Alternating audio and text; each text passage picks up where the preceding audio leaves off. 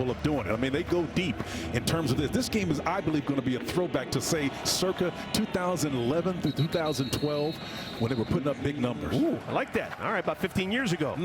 Touchback, ball will be brought out to the 25-yard line, and that is where we will see number 10, Josh Hoover, just a sophomore, but the numbers he's putting up, very good. Third in the country in passing yards on the season. And I think that confidence is coming from all of those targets that we talked about. One of the players that we did mention, Eric McAllister, in the open will be another one that added to it. And then recently, Jordan Bailey, number 14, the slot receiver, he'll be involved as well. One-handed catch against Baylor in that first quarter was outstanding. He's an option. Well, they already showed that little look with Savion Williams taking a direct snap. Instead, it's Hoover.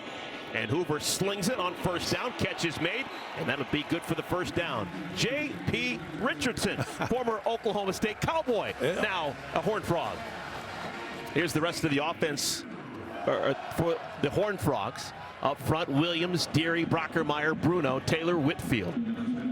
And we're going to talk about Savion Williams quite a bit. He lines up all over the field. He'll throw it, he'll catch it, he'll run it. He's got the ball right here, and he loses 3 yards, maybe 4. That was sniffed out beautifully. Iman Oates with the tackle.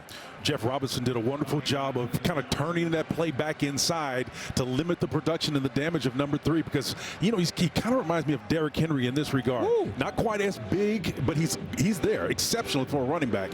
The bottom line is, once he gets going, he's more dangerous than he is when you can get him in the backfield. Get him on the opposite side of the line of scrimmage like they did on that last play, Eric. They're going to have some success. Trent Battle into the game now, number 17 in the backfield next to Hoover. And Battle's got it to the edge. Wow, getting it right back. That was 2nd and 13, and they get a first down on a running play. Yep, how about that? That's what you're trying to do. And again, they haven't gotten to that vaunted passing attack that we're talking about. A little eye candy for you, the opposite direction. We call that split flow. Those linebackers are looking at that motion man going the opposite direction, and then you come back and hand that thing off the other way. Outstanding job, design even better. Williams in front of Hoover in the backfield. He takes the snap. And Oklahoma State seems to be ready for that. Another tackle for Iman Oates. Well, when you talk about Oklahoma State's defense, it seems like everyone wants to talk about who's not there. Colin Oliver, Nick Martin, both out for the year. That has affected things greatly. They're just trying to hang on right now, partner. Well, they really are, and I think part of that on the back end is going to be tested. We haven't seen it in the early go right now, but that back half back there, Corey Black and company, opposite of him, Cam Smith, those corners are going to be tested big time. They may lock down in man coverage, but those two safeties that are sitting back there now, more of a zone look, are going to be tested. 2nd down and 11. Pressure.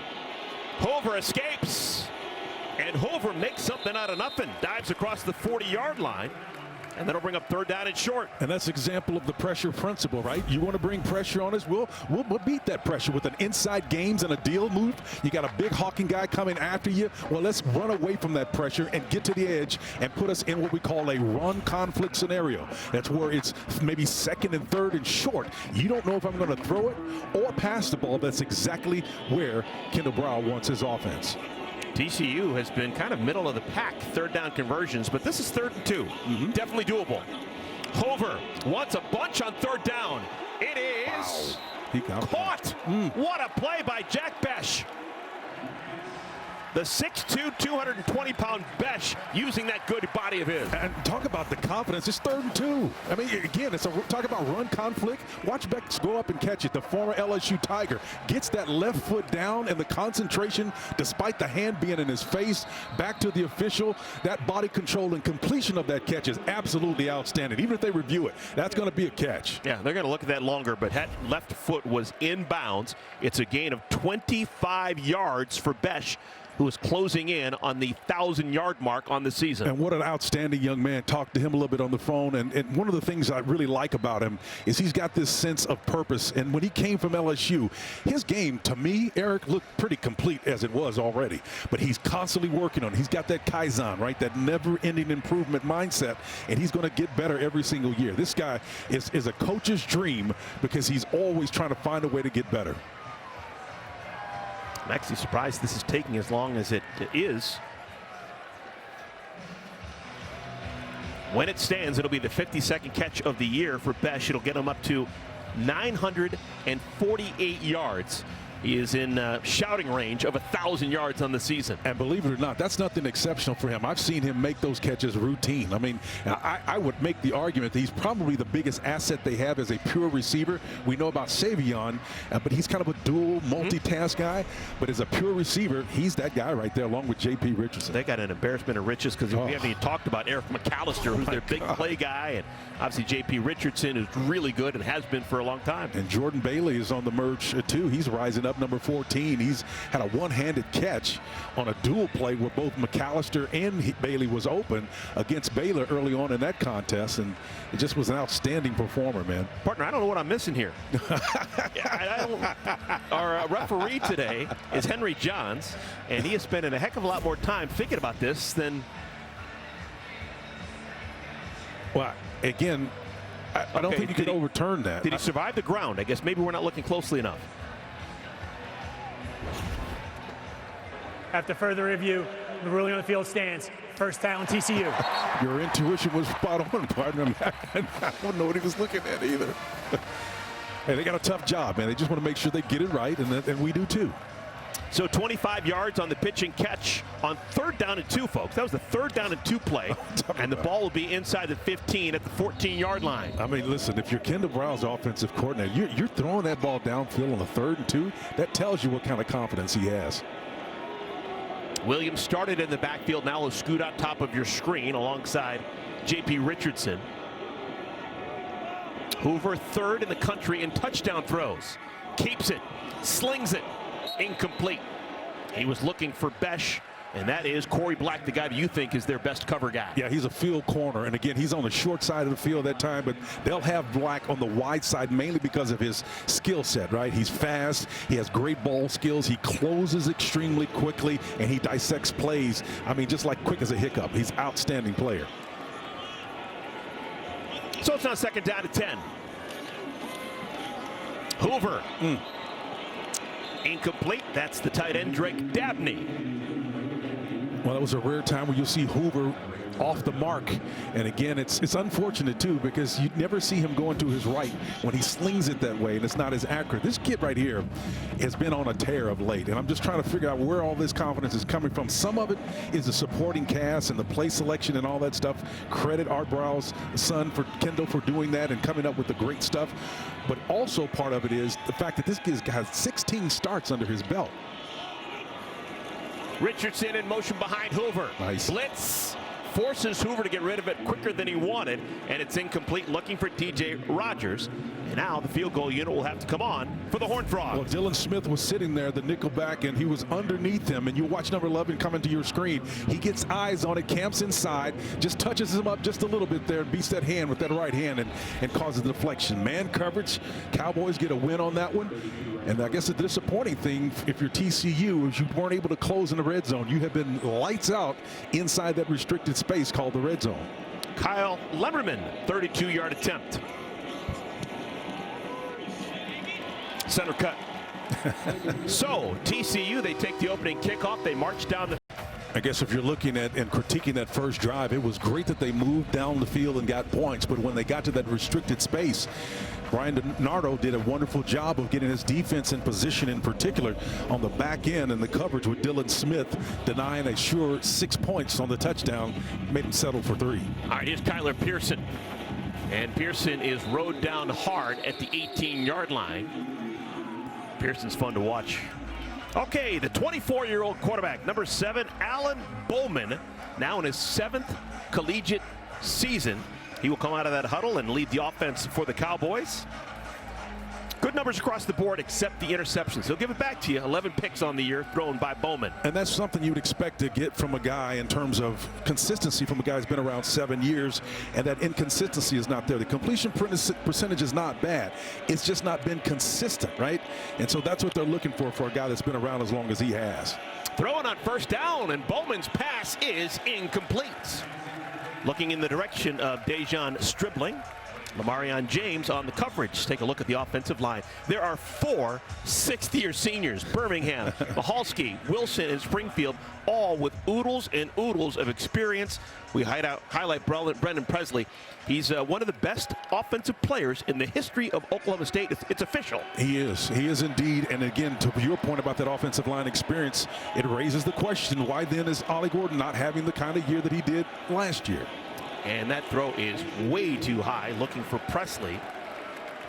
And Bowman's now 0 for 2 throwing the ball. It's 3rd down and 10. Defensively for the Horned Frogs, up and down year. You got Timon Mitchell as the nose tackle. They're playing with 2 important linemen. Marcus Deal is out. Hakeem Ajizolaya is not out playing as well. So that's a massive problem up front on the defensive line for TCU. I agree with you 100%. Ajizolaya had that big turnover late in the TCU game and had him on the doorstep, a chance to possibly win. All right, 3rd down and 10. Trying to avoid that 3 and out. First time with the football. And Bowman goes down. That was not the way the Cowboys wanted to start. It's Devin Deal, who has been a deal breaker defensively for Oklahoma State. Out of this 4-man rush, Andy Avalos, the defensive coordinator, does an excellent job of parsing out, sussing out who he can take advantage of. And you can see in this early portion of this game where they're going to attack this experienced offensive line, but it has some issues up front. And again, we're not here game planning. The bottom line is they're there. You can see that Andy Avalos understands it, and he's coming after it. I gave total credit to Devin Deal. It also was Nana Osafa-Mensah on that sack. It'll be a combined sack. So 3 and out. Oklahoma State actually loses yards on that possession, and the punt's not great either. It'll be great starting field position for TCU. Sonny Dykes and the Horned Frogs already leading 3-0. You're the expert. Well, from Marshall, Texas, Savion Williams, first 46 games, that's a large chunk of time, was not used in the backfield. 14 carries in 46 games. Last 3 games, his life has changed. Well, that's what they've been able to do, is to find out where he's going to be able to help them best. And they moved him, wildcat, receiver, running back, true. He is a Swiss Army knife, to be sure. Hoover throws a pass, bobbled, and eventually caught. And that'll be a good gain on first down. That is Jack Besh, 2nd catch of the game. Yep. Almost gave it right back to the Cowboys. He did, but he showed the same kind of concentration in close quarters that he did on that solo shot over the shoulder for that big gainer on a 3rd and 2 when he went and got big yardage out of it. Here's Battle with a carry. And Battle has the first down. Landed on by Kendall Daniels. But the chains will move for TCU. This is something that Brian Nardo, the defensive coordinator for Oklahoma State, didn't want to see, converting on those 2nd downs. And then again, mounted on top of a poor punt, short field, you're making it easy for a team that's got an outstanding mix on offense right now. 4-man rush, another quick hitter. This is Richardson. Another first down. 2nd catch for Richardson, the former Cowboy. Dad is in the house. That's what we used to call Bucky Richardson when he was with the Oilers. Wore that number 7 as well. When he walked in, I'm telling you, he was a gamer, man. Played quarterback for Texas A&M, and his son's got that same kind of spirit about him. But Bucky was a scrapper big time. So was his son. Who was the coach with the Houston Oilers when you got through together? Had a couple of them. Jerry Glanville, Jack Pardee. You know, we had a couple of those guys. And then later, Jeff Fisher. Fun stuff. First down and 10. Throw is tipped at the line and incomplete. Parker Robinson was right back in his hip pocket. You know, you want to keep that ball down. I think out of the 7 passes I've seen, 3 of them have been kind of off the mark down here, but that was tipped at the line of scrimmage. If you can't necessarily get your hand up in the air, it was Kendall Daniels, the strong linebacker, who got that palm up in the air and batted it down and deflected it. That's a great defensive effort. That's now 7 passes broken up on the year by Daniels. That's a big number. Well, he needed it there because they were on the doorstep of scoring. 2nd down and 10.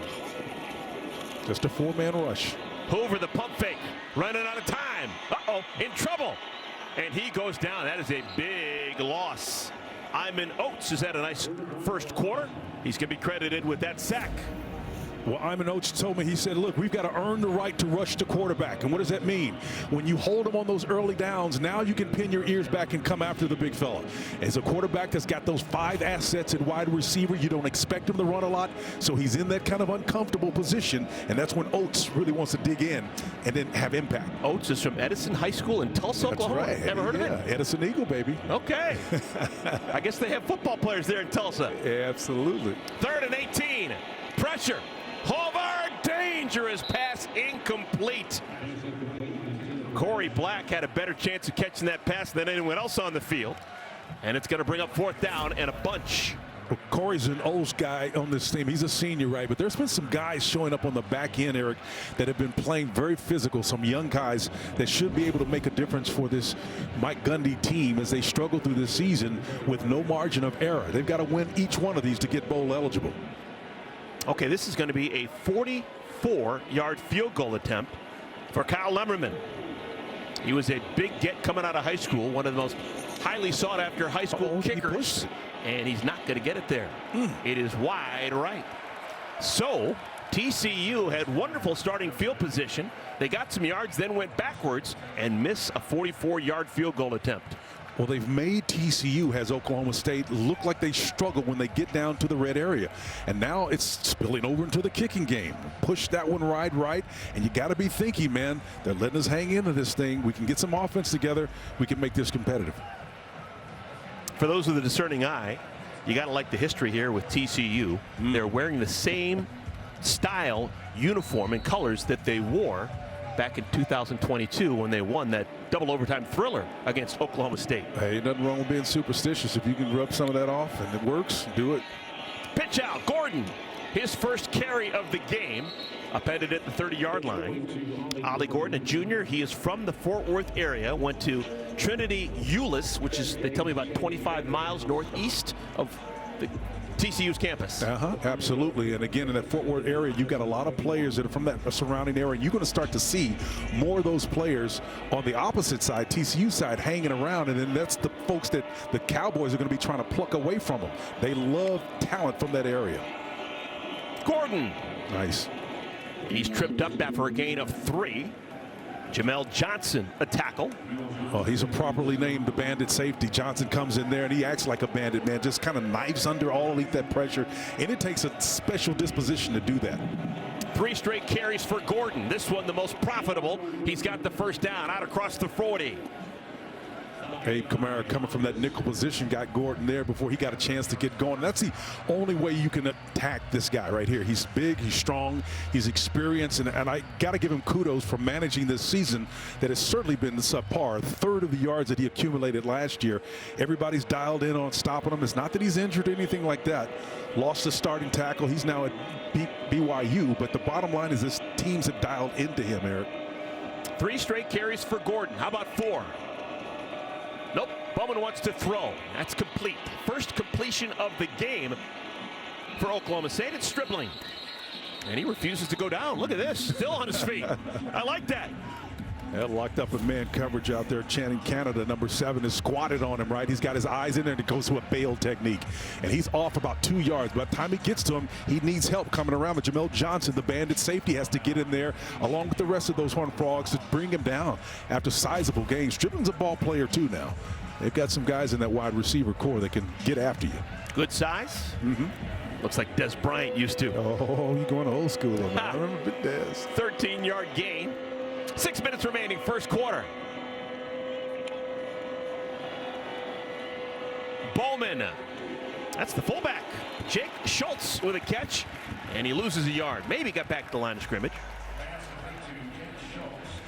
Nnamdi Abiazor did a wonderful job of closing on that play and then doing what you need to do. You're by yourself out there on an island. You have to tackle with form with your head across the body so as to not allow the guy to slip outside of you, knowing that your help, if it's there, is going to come from the inside underneath. So great form tackle. Now this is the drive that Oklahoma State needed. After that 3 and out, get some first downs. Absolutely. Get a couple plays under your belt.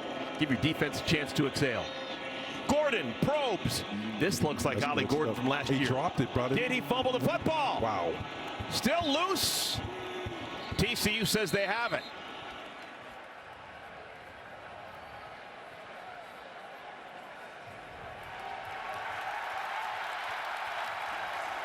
And it's TCU football. Oh my goodness, Ollie Gordon had a wonderful rush and then coughed it up at the last moment. Well, you can see all those arms. It's the stumble, fumble, fall drill. He's got his hands around it. All the points of pressure is there, but they come and they take it away from him and denied him at the doorstep. Oh, that's got to sting.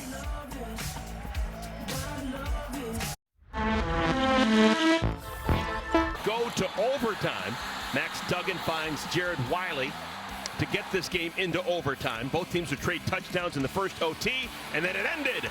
Kendre Miller with the run to put the Horned Frogs over Oklahoma State. And that guy right there says he's going to get back to the formula that made that team special. Duggan obviously made it to the finals among the Heisman, and he wants those kind of character guys to be a part of what he's doing moving forward. Third possession Nice. for the Horned Frogs. Pitch and catch. This is Besh. Third catch for Besh. Came into the game needing 77 yards for 1,000 on the year. Boy, I don't know if you wanted to do it as a steady diet, but Hoover just slings that ball so well, man, with that little sidearm thing. And Besh, you couldn't have a better receiver on the other end of catching because he's got a wide catch radius. He doesn't drop much. Cam Cook is in the game. They don't give it to him. Instead, they get it out of space to Richardson, who is flung out of bounds. Catch is good, and then he goes out of bounds. Jay Pre brings so much to the table, man. When he's not catching the ball, I guarantee you he's putting it in somebody's watch pocket. He's blocking somebody pretty good, and that's the kind of spirit that they've got. And in talking to these guys, Eric, the one word, and I'm telling you, was unprompted, that came up among each one of them was their love and appreciation for another. And that's kind of the culture that they're talking about, man. They have accountability between themselves. That's outstanding and exceptional. This is Cook. First rush of the day for Cook. That means that Cook, Battle, and Williams have all carried the ball out of the backfield. Just under 4 minutes remaining in our first quarter. And they can do it by committee, right? Whether it's Cam Cook, you know, Trey Sanders will get in there every once in a while. Those guys don't need to be stalwarts because they're going to get their big production from that wide receiver core. And again, the hybrid Williams there at wide receiver and running back. Trying to get 1 yard. It's there. Jeff Robertson with the tackle, but that's enough for a first down. Back-to-back carries for Cam Cook. It's amazing. So far, here we are, you know, 3:21 mark of this first quarter. This game has been kind of like a microcosm of what the season has been like, on the doorstep of opportunity and a chance to do more. But the execution undermined at Oklahoma State, whether it's a drop fumble. We've seen TCU struggle, but that's an exception for them, of pushing a wide right on a field goal attempt and things of that nature. Those are things that will hurt you down the stretch, but there is no margin of error for Oklahoma State moving forward. Play action. And another slant is complete for a gain of 9 this time. Eric McAllister. McAllister averages 22 yards per catch. That will go down after the 9-yard grab. Oh, the redshirt junior transfer is a hidden asset, man. Quickly back to the line. Oh. This is Cook out in space. And if you're sitting at home and you wonder what Cook is doing and why the quarterback is working with him downfield, you're going to see an option off of this where Cook becomes the runner, the quarterback, and number 10 becomes the pitch guy. And unless they respond to that, you're going to see that happen at least one time today if Oklahoma State does not release that safety to come to defend that quarterback. First down at 10, balls at the 18. TCU has really changed the pace. They've gone fast, they've gone slow, they've had some look with me. Got a little pistol now. Third straight carry for Cook. And Cook has a chance. He's got a touchdown. Touchdown, Cam Cook. If you're Cam Cook, when you're cooking, you don't have to rush it. You simmer it and just sit there, wait a little bit, right? And wait till that thing rises up a little bit, that heat, you bring it down a little bit, and you let it caramelize. And he bounces it out to the edge, gets into the end zone. I love the patience that he shows, the intelligence to understand where the pressure's coming from and not to run into it, but run away from it. Natural gift and talent for this back. This is a special team, man. They've got these guys stepping up big time. 7th rushing touchdown for Cook on the year. Lemmerman's extra point is good. So a field goal and now a touchdown in the first quarter for the TCU Horned Frogs. They lead 10-0. Family, yep. Oh, yeah. All right, so Oklahoma State's going to get the ball back. Remember, they were driving last time before the fumble by Gordon. This is Pearson. And Pearson stumbles out to the 20-yard line. Still doesn't have that nameplate. Still has the 12th jersey without a name on the back. Come on. That's all right, man. There's a flag down, but, you know, hey, that nondescript aspect of the game is what builds character.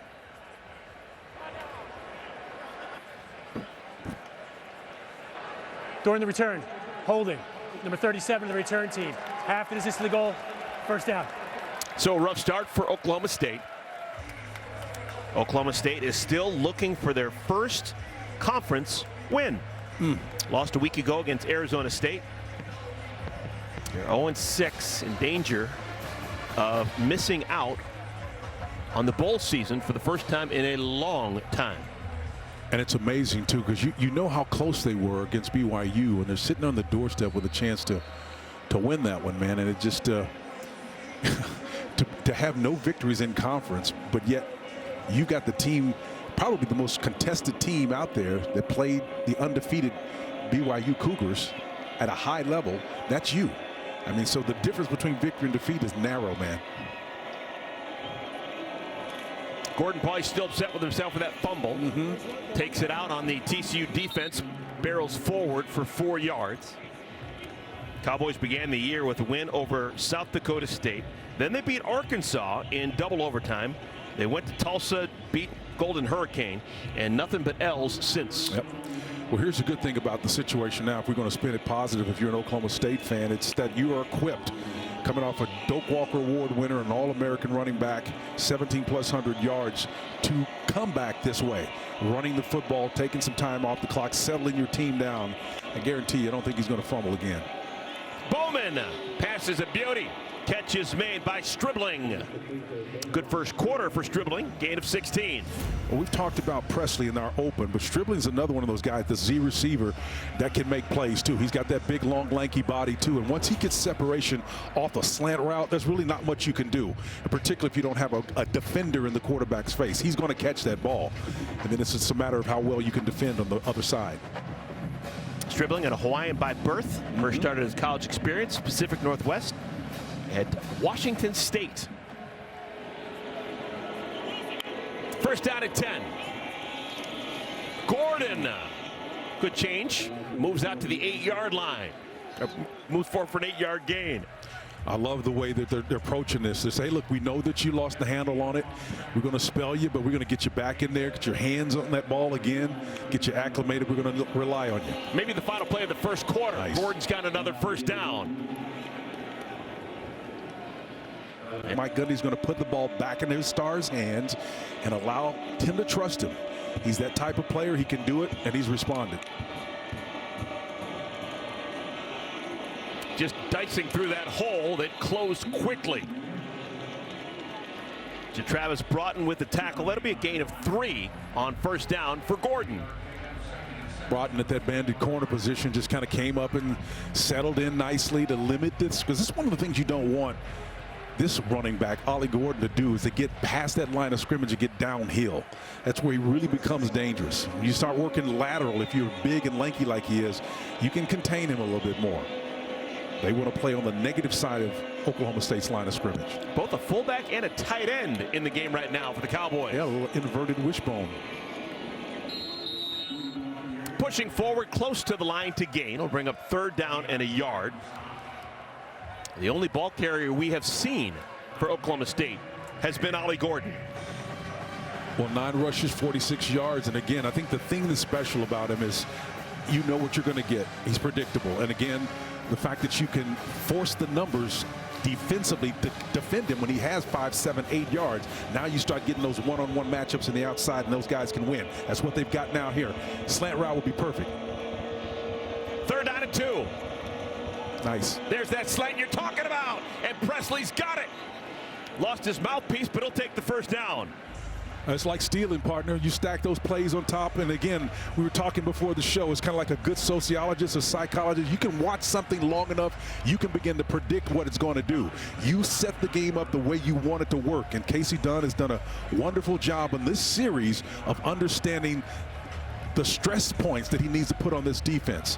But Presley's got a little bit of stress on his shoulder right now that they may need to attend to. 63rd catch of the year for Presley. First down at 10.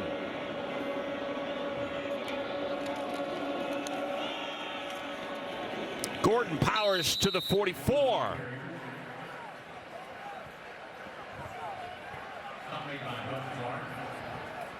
You know, if you're an offensive team and you're TCU, you're saying to yourself, listen, we have used pace and tempo as a tactical advantage. And one of the things you want your quarterback to do, Josh Hoover, is to get consistent play. So those 5 weapons that we talked about can get lathered up a little bit and get consistent.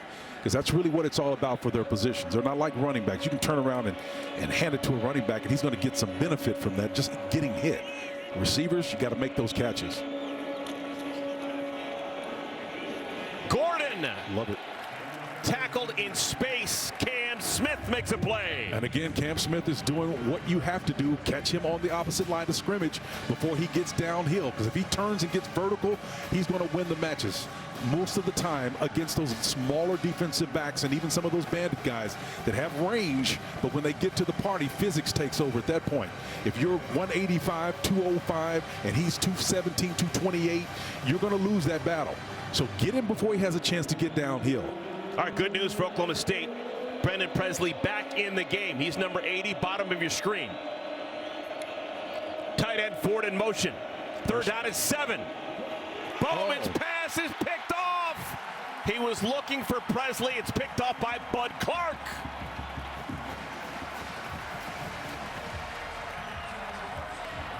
th interception thrown by Bowman this year. Bowman to Bud was not the intended receiver, but he got it on the other end. Ball hawking. Presley falls down, and he stays in there and says, I'm headed the other direction. We'll see you later. Thank you. Yeah. Things I didn't know. First down, TCU. They've got the football and a big play. Savion Williams out to midfield. They try and get the ball to Williams any way possible. And Williams is bred for this offense because he's able to endure tough defenses. He can get to the edge on you, man. He can get and work it in the middle. He can wildcat you.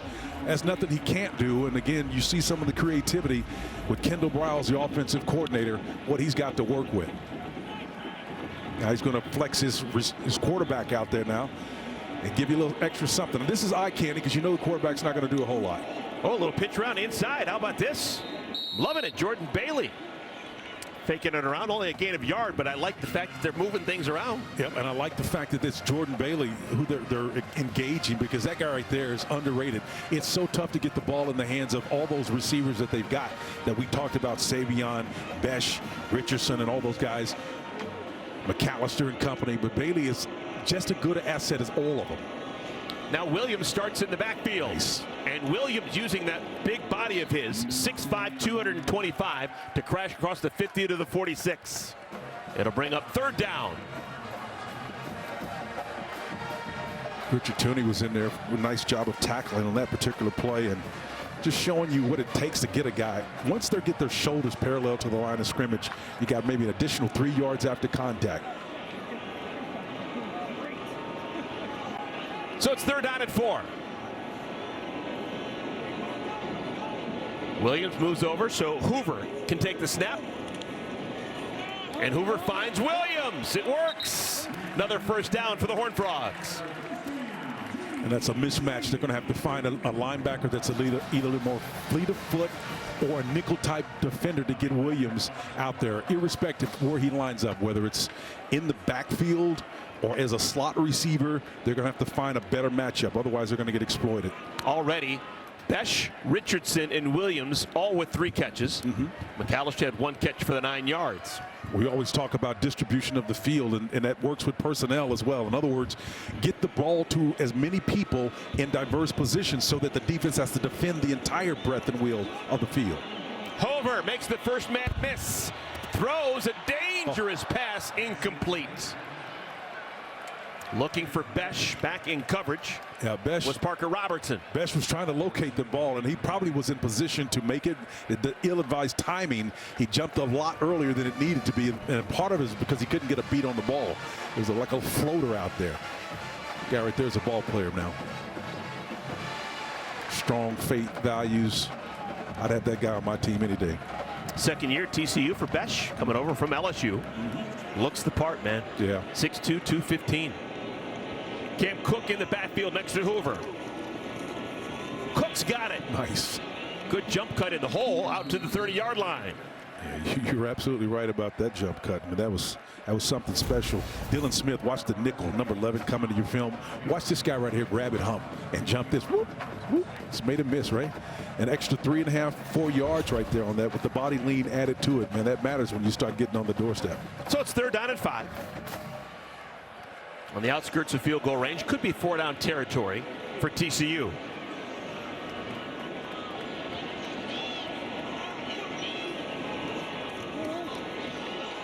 Stop. Surprise. There's a flag down. Pass intended for Besh. That was Corey Black on the coverage. Well, Corey's got press coverage right here. A little space between them again. And on the Pass release. interference. Defense number 2. 15-yard penalty. Automatic first down. The release is upfield and out, and it's a back shoulder throw. Besh is trying to work up through it to sell it so he can come off of it cleanly. But again, you got a handful of jersey there on the back end and gets caught with the flag.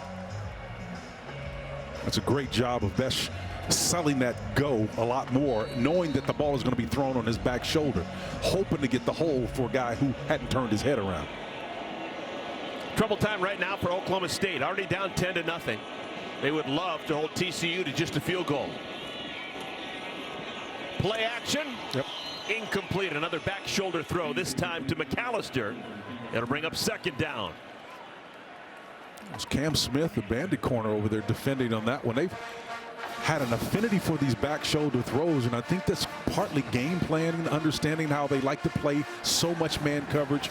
And again, Eric, depending on how confident the guy is at any point in time will determine whether he's able and in fact willing to turn his head around and identify the quarterback. If he's not confident, he's going to keep his eyes on that receiver and draw penalties. Quick hitter. Oh, nice. Williams makes the first man miss and dives down to the 7-yard line. Tell you what, they have absolutely been working on Dylan Smith. I want you to watch Dylan Smith right here. Watch the little inside move here. It comes up. That's Dylan on the inside, actually number 11. Does a wonderful job of making him miss in space. The little off route cleared it underneath for him.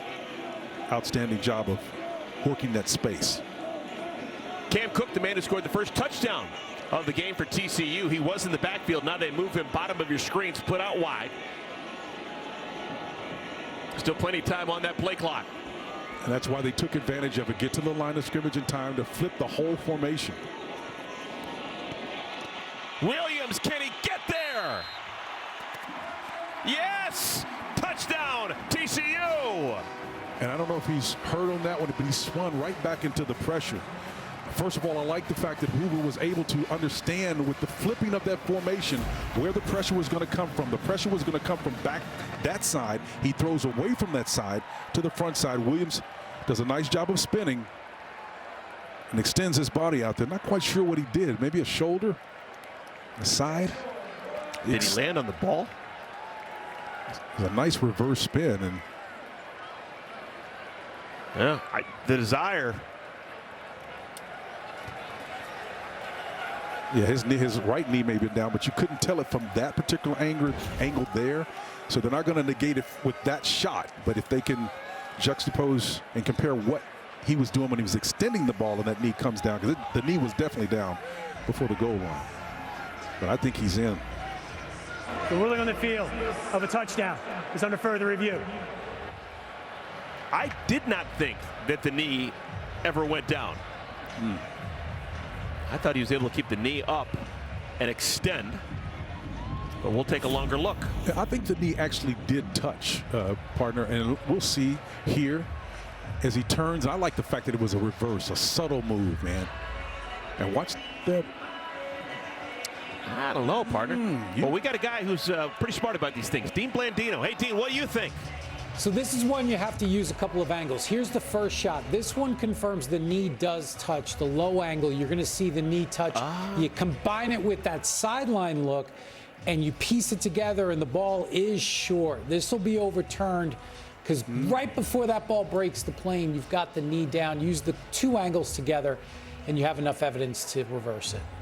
Inspector Blandino. He got it. You're right. Got it, I've come to your side now. Thank you, Dean. He gets the deciding. Well, we'll see if the call is overturned. We shall see. The call on the field was touchdown. Now, Savion Williams has been doing this kind of jackknife type of thing for a couple of weeks. Last week, it was exceptional, all the different ways he impacted the game against Baylor. Well, especially you can see it here from the slot position, right? He's one-on-one matched up, a nice little miss at the line of scrimmage against zone coverage. He's able to get through, and I just love the fact that this guy is passionate. When you bring him back in the backfield, he's going to have the same impact. Spot shadowed here, you got three blockers, and then the closest defender is got to come from the far hash, and so you leave that one man for him. He'll take him and get an additional 5 yards after contact. Hey, how about the Wildcat? We'll come back and we'll use the quarterback as a decoy, and I want to stay front side and keep this one myself. He's big enough, strong enough, and able to do it. Put him again in a full Wildcat. Now put him in the real Wildcat, and he'll take it, direct, snap himself, and then throw it. This guy right here is unbelievable. He can do everything that you want him to do to draw the attention of a defense and preoccupy them. You cannot get away from this guy. Spencer, you played at Oklahoma back when Oklahoma was just rolling out All-American after All-American. It's hard to keep everyone happy. TCU's got a whole bunch of playmakers. Having him able to play all these different spots on the field helps keep the offense clicking because everyone's getting their piece of the ball a little bit more now. You're not just wasting talent. And that way, a guy like Kendall Browse, who comes from great lineage, After great further stock. review, runner's knee was down while the ball was at the 1 yard line. He placed there. First down, TCU. Kudos, Dean Blandino. Back to your point again about why you're able to do that. It allows you to play chess. When you've got different players that command attention, that is to say, you can't defend them with just one guy. If you are Kendall Browse, your offensive coordinator, you're able to move and play and shift and play with that from your advantage point and then keep them in constant flex. So I just love the fact that number 3 gives them so many options, but it opens up, to your point, the whole spectrum of what your skill set you have among the other athletes in the team. All right, I'm not really into predictions, but I think that Williams is going to get the ball here and get a touchdown because I think the TCU wants to keep him happy. He was so close to getting the touchdown. Why not? Give him one more opportunity. You got a lot of different ways he can get the football. Well, they got a closed formation here, so it's going to be a run, that's for sure. First man throw. That is Jeremy Payne, who has stood up. No, it's Dominique Johnson. First time we've seen Johnson on the field, number 20. Well, you got to give those backs, whether they're full backs or whatever they are, some love too, right? A little power formation up the middle. Maybe thought you could sneak it in on them, but they've got a pretty stout front up front. And I really believe that what Brian Nardo has done with that little 3-man or odd front, he's relying on a nose tackle like Colin Clay, who's 326, man. Those guys are what you call a 2-gap defender. They will control 2 gaps because of that weight. It's not as easy pushing as it seems. Look at this backfield. Direct snap to Williams. And Williams dives over the goal line. Touchdown, TCU. Savion finally gets a 6. Yeah, a little sleight of hand right there. And again, the guy lined up behind Savion act as if the ball was being snapped high above his head. You can see there's Hoover. He's jumping up in the air to draw the attention and affect the eye discipline of Wright and company, all those other linebackers. Nobody was fooled on that one, but you didn't need to when you got number 3 back there, man. He's strong enough to get the difference himself. Second rushing touchdown of the year for Savion Williams. Also has 5 receiving touchdowns, and he's thrown 1.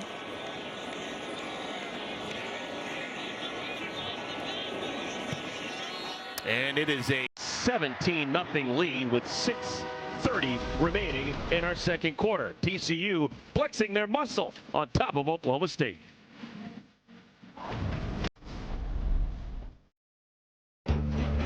Jorge has always put the ones he loves first. Pearson will take it out. Why not? Kyler Pearson. Banged down. And the Cowboys will have the football. Will they have the patience to keep running Ollie Gordon, who has been effective? Well, they can if they want to, but again, you got to be wondering if that stem gets a little bit expired. Right now, they've got to get some points on the board for confidence, if nothing else. You can see what the first 3 possessions were. And so their own 18, 3 plays, -9, and they have to punt that. They fumble, of course, the second one on their own 26, and then they had the interception. So, again, it hadn't been productive. Got to find a way to get some plus yards. They fake it to Gordon. Bowman on the roll. That's a catch. Yep. That's a nice hands catch by Stribling. 3rd reception for Stribling. That one was low and away for Stribling to catch it, and it was just a nicely thrown ball. Again, reverse out. Everybody's attention been focused on Ollie because he's been running the ball well. And so you get away from that. You get the eyes chasing him because you set that up. And then you have a little outcut backside of that versus man coverage. Great design by Casey Dunn. Oklahoma State won the opening toss. They decided to defer the option to the second half. So they do have that to look forward to. They should get the football to begin our 3rd quarter. Gordon. Gain of a couple on 1st down. Osafa-Mensah with the tackle. Nana Osafa-Mensah's had a nice year. Guy who's already graduated. How about that? From Notre Dame. He's got a master's degree from Notre Dame. And he's one of those products, again, out of the Dallas-Fort Worth area. And I was asking, Mark Cohen, their outstanding SID, how did that guy get out of the Fort Worth area? And he said, well, that's going to change. And I got a sense why. They're going to start plucking some of those players and keeping them home. That's a smart idea because there's some great ones, man. Yeah, you can find football players there. Since the beginning of time, you can find football players there. Gordon now to the 35. Cam Smith stopped him on that play. And again, they're doing a pretty decent job. He's kind of hitching his get along right now. And he's coming off the field. That's one thing they can ill afford to have is 0 off the field right now. They need him to sustain drives and keep hope alive. Already 13 carries for Gordon. 13 carries, 54 yards, a long of 9. Trent Howland, number 24, comes into the game to replace Gordon. Maybe Brendan Presley time. 3rd down and 5. There it is. Presley with a catch. 2nd catch of the ball game for Presley. There's a flag on the play, but I love the idea of running trips or that little bunch formation into the short side of the field where you wouldn't think the space would be there. But again, it's a quick hitting play. Pass interference. Offense number 1. 15-yard penalty. 3rd down. Dejon Stribling. So that'll cost Oklahoma State a 1st down. And that's the downside of it. When you get a receiver out there, usually the official's standing right in front of him. So he knows if the infraction is made or not. And in that bunch formation, they're going to be able to see it. They're looking for picks, holds, anything that when you see a guy come open immediately, somebody's got picked or held or something. And the key is, can you make it look like it's incidental? How good of an actor are you? Okay, Holland's still in the game. Here comes a 4-man rush. And the catch is made by Presley, and he's got nowhere to go. Jumped on by Devin Deal. And here's where these guys have got to not be like moths, right? Moving toward light. Once you come inside, you take a snapshot of that coverage, and you know where that pressure is going to come from. When that ball comes out, you know where the men are coming from. They're coming from your inside out. The less populated area of the field is to your left.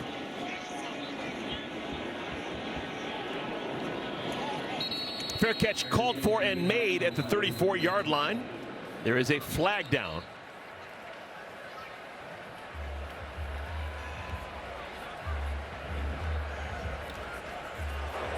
During the kick. Holding. Number 18. The return team. 10 yards from the end of the kick. 1st down TCU. Media timeout. 44-yard punt, no return. The penalty will be so far. Savion Williams gets a touch. And he has stood up. Cam Smith, along with Parker Robertson. 2nd down. Time management, clock management may be important right now for TCU. Not only do they want to score, but they want to keep the ball away from Oklahoma State. No question. I think they know what they're capable of doing. The Cowboys can be explosive. The issue is, can they set up the play scheme enough to manipulate the defenders from a position standpoint on the field. It takes time to do that. Run game has to establish it. Just a ton of time for Hoover. Decides to leave the pocket and pays the price. Tackled at the 23-yard line. Kendall Daniels closed quickly. And from that Sam linebacker position, Kendall just comes downhill and gets after him. And you can only ask your quarterback to run around so long. And good thing about Hoover, he protects the ball, knowing what's inevitable. He's going to get tackled. It's been frustrating him, and off and on. That first series he had, balls off the mark, not thrown with great accuracy, not necessarily under duress. And so that was a little bit concerning. But he's a captain. He's a leader. They're going to ask him to settle down a little bit, and he'll find his groove eventually. A little frustrated right now. Closing in on that 2-minute timeout.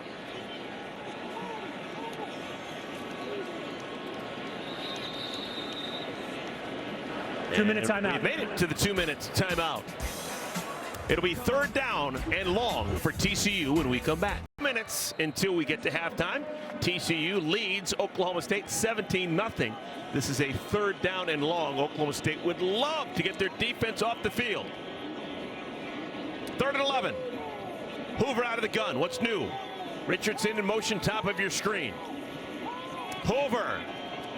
Oh my goodness, back shoulder throw, 1st down, McAllister. Nothing you can do about that when Cam Smith, all he could do is sit there and wait for them. This ball is versus off coverage is there on the back shoulder.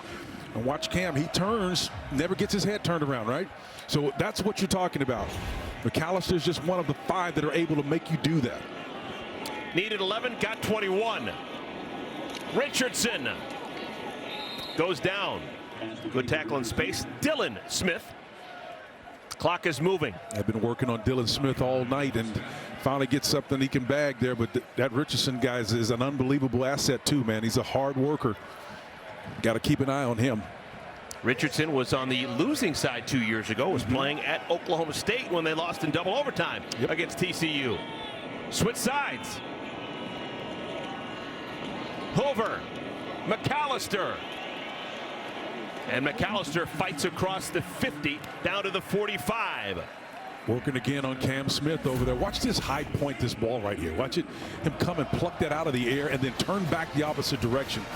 And then protect that ball at the last minute and use that right hand to defend off that inside guy. This guy is a complete player right here, man. He plays with a high level of engagement on every single play. 6'3", 205. Same size as Hartley Dykes. Wrong side, I guess. Wrong side. Nice. Catch is made. Told you. There's your guy. Richardson, another 1st down. Can't hold a good man down long, man. Number 7 on the dice. He's pretty good. He's really good. Holding. Offense, number 52. 10-yard penalty. Still 1st down. That's the center, James Brockermeyer. That's the only thing slowing down the Horned Frogs on this drive. So with 52 seconds remaining in the half, Horned Frogs have to retreat. Well, here's the center here. He's working on a smaller guy. And again, I think that's part of the problem right there. When you've got the smaller guys, and it makes these big centers in this particular case really nervous on the inside when they've got blisters and pressures coming down, whether it's Kendall Daniels or any of those guys in the middle. They get really nervous if they're uncovered. 1st down at 20. Horned Frogs still have 3 timeouts. May have to use one here. Jeremy Payne to the 50-yard line.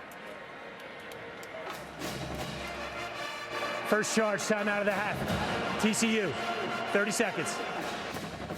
Well, TCU is doing a pretty good job of using the clock to move down and manage it within that 2-minute framework that you've got. Pretty impressive. It's a primetime Big Ten showdown on Fox College Football Friday as UCLA faces the noise and rowdy nation of Washington. The action kicks off under the lights Friday night, 9 p.m. Eastern on Fox. Over the years, there have been some wonderful battles between UCLA and Washington. And you called the game in the Rose Bowl, did you not? No, it's been a while ago. That's a bucket list. No, okay, it's a bucket list. I've walked outside the Rose Bowl many times, but I've actually never done a game. I said I'm not going to go in until I do a game there. Very nice. Yeah. All right, 2 timeouts for TCU. They've got a 2nd down and 15. They've done a good job of at least burning off clock and probably not going to give the ball back to Oklahoma State here in the 2nd quarter. Well, you wouldn't know they're in that situation, that stoic mindset that is Mike Gundy. That's the way he's wired. He likes to project that. It served him well.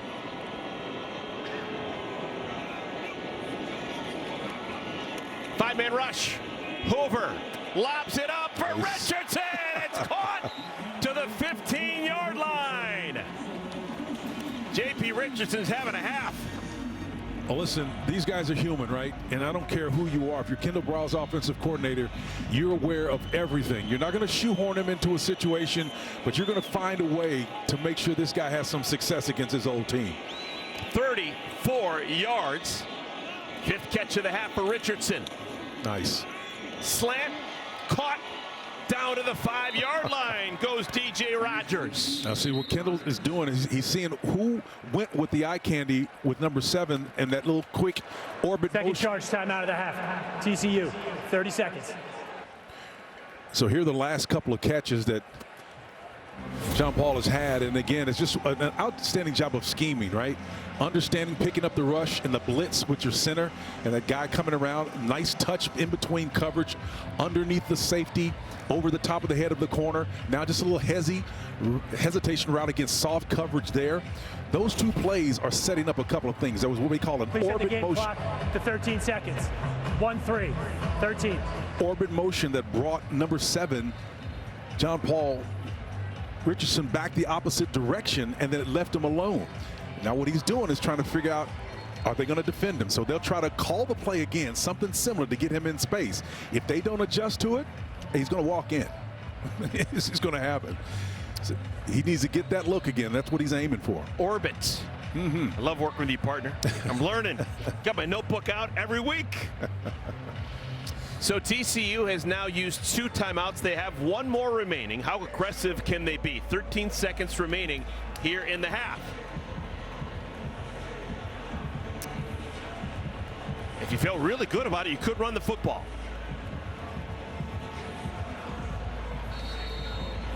But if you do that, you may only have 2 plays. If you throw it, you probably have 3. Unless this is a quarterback run, this is going to be a pass. Hoover by himself. Looking in the direction of Williams. Touchdown, TCU.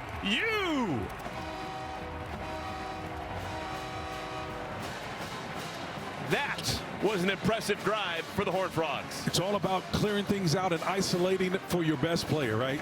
And this is exactly what they did on this play. Got everybody in a bunch formation at the far right side, right smack in the middle of the field between the hashes, and got number 3 along with coverage on the backside by himself. And that's Arm's arm who's back there trying to defend him. And I think ultimately what it comes down to, Cam Smith and company just outmatched by a bigger physical body. Once he got the ball in his hand, there's no way you're going to stop him. Marvelous first half for everyone on the TCU football team. Offense, defense, special teams. They have been close to flawless. Trying to become bowl eligible, get to 6-4. It's a 9-play, 76-yard drive. Second touchdown for Williams. He had 1 rushing a moment ago. This one a receiving touchdown. You know, the difficult truth is players play the game, and if they're talented, more talented than yours, in an even matchup, they're going to win. If they're more athletic, it's the bottom line. On that drive, how good was Josh Hoover? 7 for 7, 88 yards. Can't do it any better. And if you remember, it didn't start off necessarily swimmingly well. He had some issues, right? Showed some discomfort, maybe perhaps with some of his choices and decisions and recognition. But as the process went on, he was able to confront that difficulty and then work through it. I love football, man. It's life, basically. Fun weekend for not only Josh Hoover, but his entire family. His sister in the building, Hannah Hoover. She is a sports reporter in Oklahoma City. How about that? Yeah, she's covering the game. Josh has got a younger brother, Caleb, who's on the Oklahoma State baseball team. Wow. A lot of intermingling things going on here in the Hoover family. How cool would it be to have your sister covering you, man, working for a big-time affiliate station there in the market? That's awesome. I think she actually picked up the phone and went through the SID at TCU to see if she could get permission to interview her brother. Yeah. Would you mind? I'm sure Mark took care of her. Freshman tight end Josh Ford picks up that bouncing kickoff and paid the price. Well, there's the old saying, the crisis doesn't make the team, it merely exposes who they are. And we'll see exactly who this Oklahoma State team is right now up against the rope. Remember what has to happen. They came in with the cards stacked against them, needing to win this one and the subsequent one and the following one just to get bowl eligible. What impact will it have if they're not able to close the deal tonight? Oklahoma State, no points whatsoever in the first 30 minutes. They will have the ball first when we start our second half. They're really going to be behind the 8 ball. Okay, this is going to be a super important possession for Oklahoma State. Kyler Pearson, he's been aggressive taking the ball out of the end zone. And he's thumped to the ground at the 22-yard line. Oklahoma State going in the wrong direction. Began the year with 3 wins, but they've lost 6 consecutive games. Last losing season, wow, back in 2005, longest losing streak, 6-gamer right now since 2000, and the school record, 18 consecutive bowl appearances, in danger of a loss tonight. And listen, I've been around the game a long time and watched this guy as a player and as a coach have great success. In fact, 9 of the 10 win seasons they had, he's got 8 of them responsible for either as a player or coach. That's how indelible Mike Gundy's presence is on this program, and it's tough to watch them go through this tough stretch. They fake it to Gordon. Bowman wants to throw. And the pass is caught, complete to Presley. So they're going to start working some of these shallow crossing routes across formations and see if they can get guys isolated. This is a nice job on the out cut here of reading the eyes and then taking advantage of the grass that's open there. Ball placed where it needs to be to give number 80 a chance to make a play. Nice pitch and catch. So they've got pressure identified right here. Let's see how well Oklahoma State picks up the pressure and delivers. Probably going to run it on this one. And they do. Gordon, one of his best runs of the day. It's now officially his longest run of the day. His high in the first half had been 9 yards. And see, this is what I like right here, partner, because number one, you started off with a pass, you come back with a run. That's what I call mixing it up and getting the proper balance so that now TCU has to be mindful. You see that guy coming high out of the hole right here? He's coming down anticipating a run, right? So you're trying to populate the ball to stop number 0 from making plays. Change it at the line of scrimmage, run inside zone here. 2 consecutive carries for Gordon. Nice. Lunges out across the 50 to the 46. The deepest penetration for Oklahoma State in the first half was to the 37-yard line. Getting close to that now. So now that they are 2nd and 3rd, that's almost a run-pass conflict. Now Casey Dunn, the offensive coordinator, can play chess. This is a pass or throw opportunity for him. 2nd and 3. Gordon just took what was available. It's 2 yards. It's going to bring up 3rd down and 1. Still in the classic run conflict situation. Defense can't be 100% sure you're going to run it or throw it. We've seen TCU on a 3rd and 2nd early in the first half actually sling one downfield for a big one through the air. It's a great position to be in when you're in run pass conflict. Power formation. Soft spot right here. They want to throw it. They want the big ball. Incomplete ahead of Presley. That may be a throwaway down. They still got a 4th down and 1. Yeah, they do. And again, the analytics are going to tell you stay in there and go for this one right here. They did exactly what TCU did in the situation. TCU completed their pass down here on the short yardage scenario and then eventually converted and got a field goal out of it. Bowman is going to stay in there, play the analytics, and take a shot downfield. Still a great run or pass scenario for him. 4th down and 1.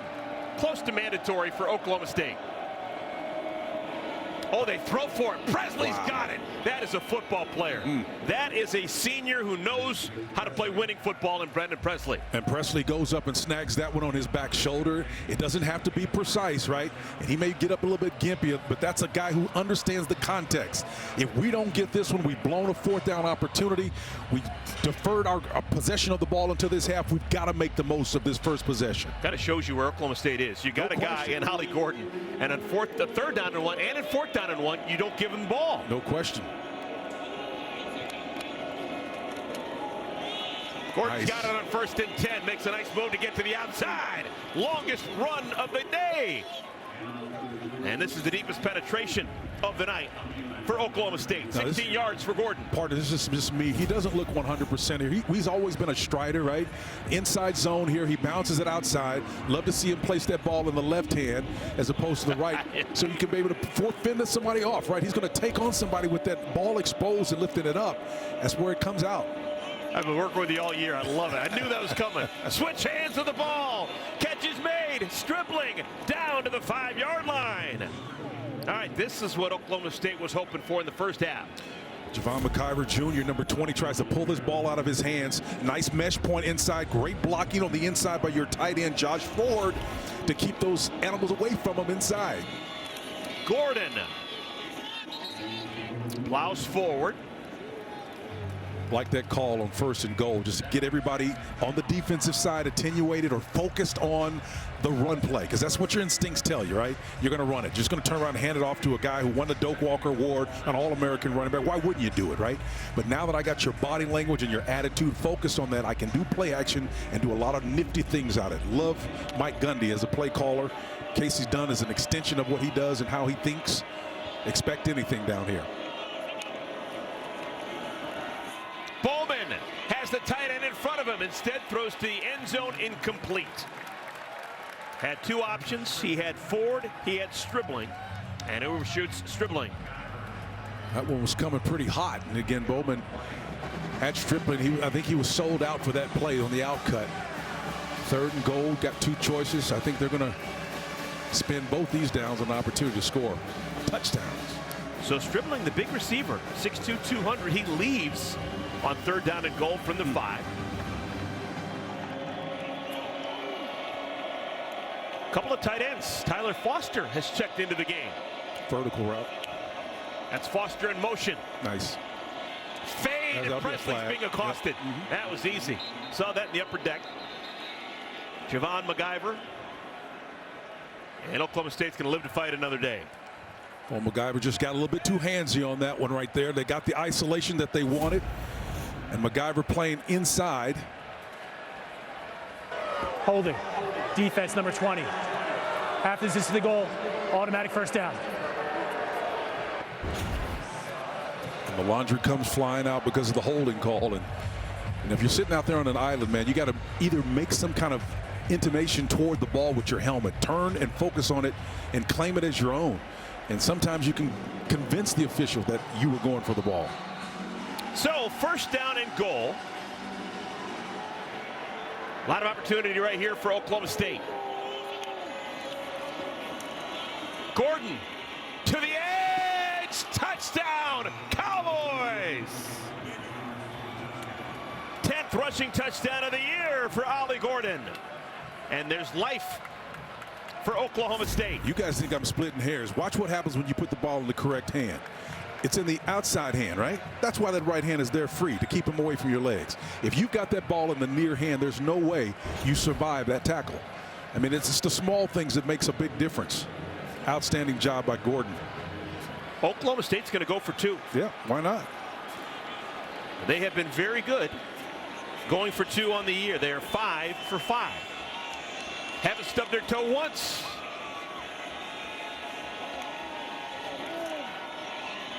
Nice. Tipped at the line of scrimmage, incomplete. Presley was open, would have been able to walk into the end zone. Yeah, well, they were trying to.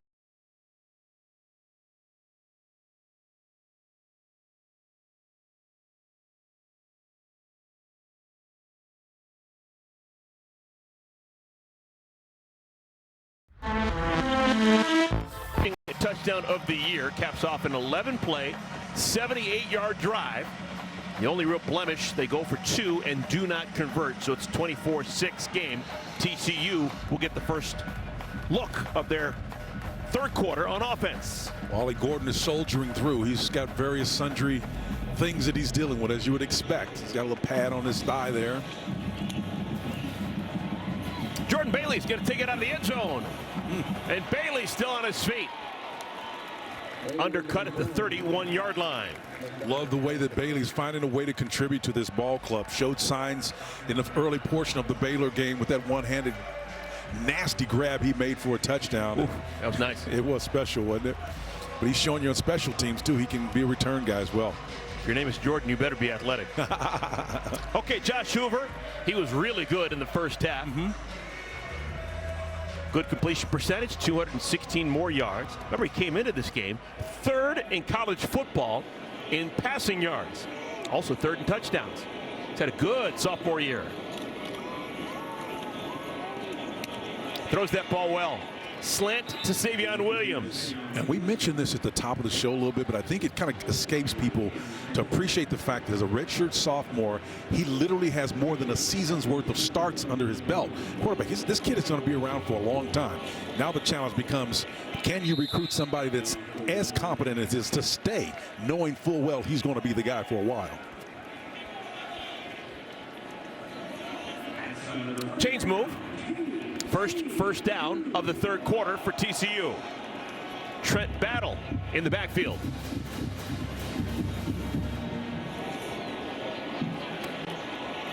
Besh crosses midfield.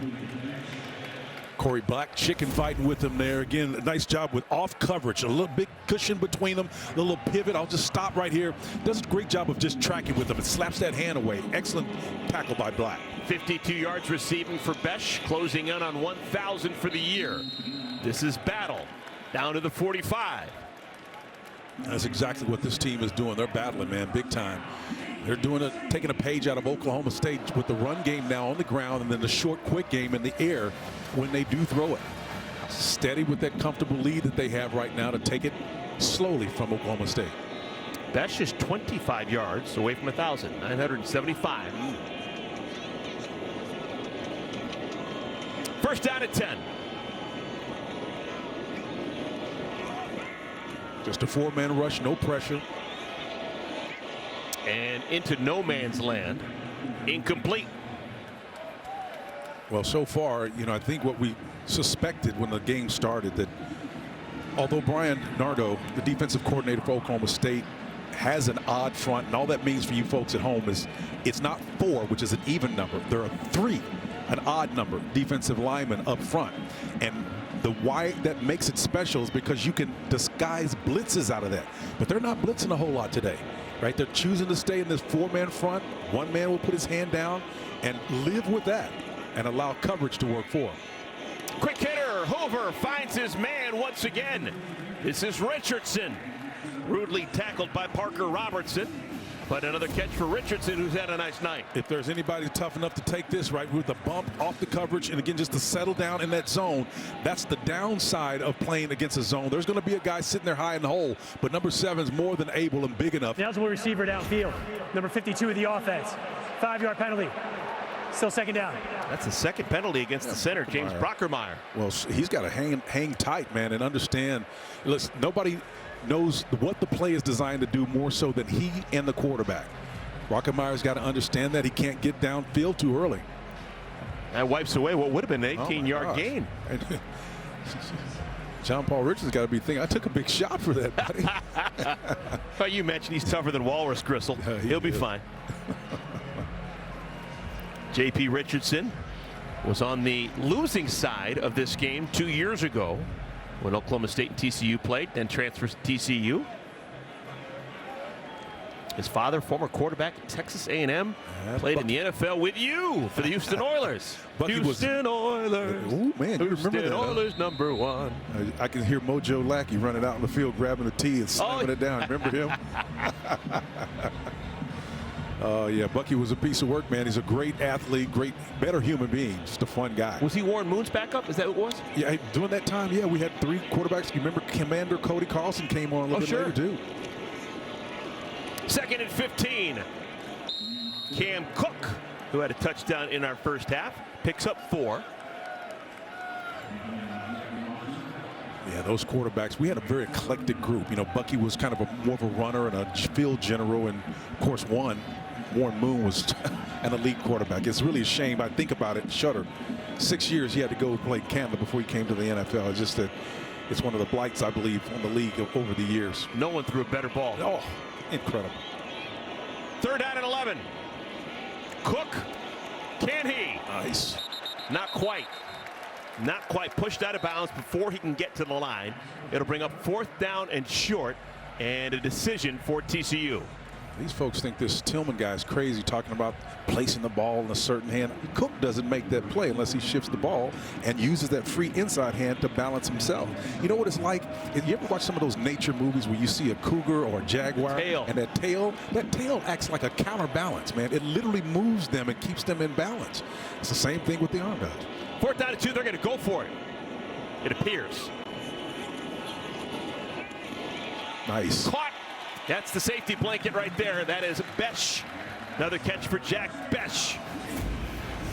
Well, this is what makes him special. Press coverage, no problem. I'm going to orient my body in such a way to make you think I'm going on an out cut, and then he just totally turns his big frame inside and puts himself between the ball and the defender. Outstanding. Nice. Another catch for Richardson down to the 10. This offense for TCU, I love the fact that they use wide receivers. We're talking Besh, Richardson, Williams, McAllister. We're not talking tight ends or backs. It is always these elite, skilled wide receivers. And the temperament that they have, too. They're blocked for their fellow man as well. They're not just average in that regard. This will go down as a run, technically. Nice. Richardson is tackled at the 3. Saving a touchdown is Dylan Smith. Well, his father will understand this, and I'll tell you folks at home, we used to tell him, got to take your high heels off, darling. You're going to get to that corner. He was trying, man, and I'd love to see him get there. We're not pulling for anybody, but the bottom line is to be on a team. You know what it's like, man, to be motivated when you were on a team from a year ago, and now you're on the opposite side. That pop pass actually is a completion to Richardson. It's the 7th catch for Richardson for 100 yards. I'll be shocked if they try to get it to him. They can get a 1st down without getting a touchdown. But they get the touchdown! It's Cam Cook!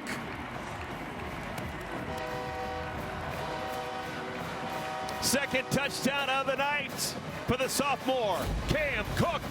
Cam Cook against this soft front coverage here. A lot of voids in there, and he runs where they aren't. You got to come with intention. Parker Robertson and company's got to do a better job than that going low on Cook, because he'll fly over your head like he did on that case. It's outstanding. Coach Dykes comes over and gives him an attaboy. TCU, they had their 24-point lead back with a chance to tack on an extra point. And they do. So this is now the largest lead of the night for the Horned Frogs, up by 25 on Oklahoma State.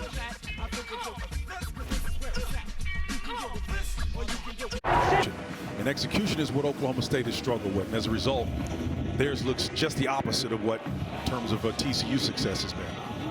Pearson loses it. Oh, that's trouble. Yep. And it's going to be Oklahoma State ball at the 5-yard line. Trying to be aggressive, make a play. Doesn't work for the Cowboys. Back in a moment. Veterans and the organizations that serve them every day. Our veterans deserve to live with dignity and independence, not on the streets. That is why we're making Camo our cause this Veterans Day in support of the Honor U.S. Vets campaign. Post wearing camo on social with hashtag HonorUSVets and visit go.fox/USVets to learn how you can help end veteran homelessness. What a noble cause. Outstanding. Direct snap to Ollie Gordon. First time we've seen that tonight. Hands it off to Trent Howland. So a wrinkle here in the second half for the Cowboys. I don't know if that's a high percentage wrinkle or not. I mean, for a guy that I know that Ollie's gifted, but I would want the ball going to the quarterback, the guy who handles it more often than not. I get why you're doing something different, but it seems a little bit high risk down here to me.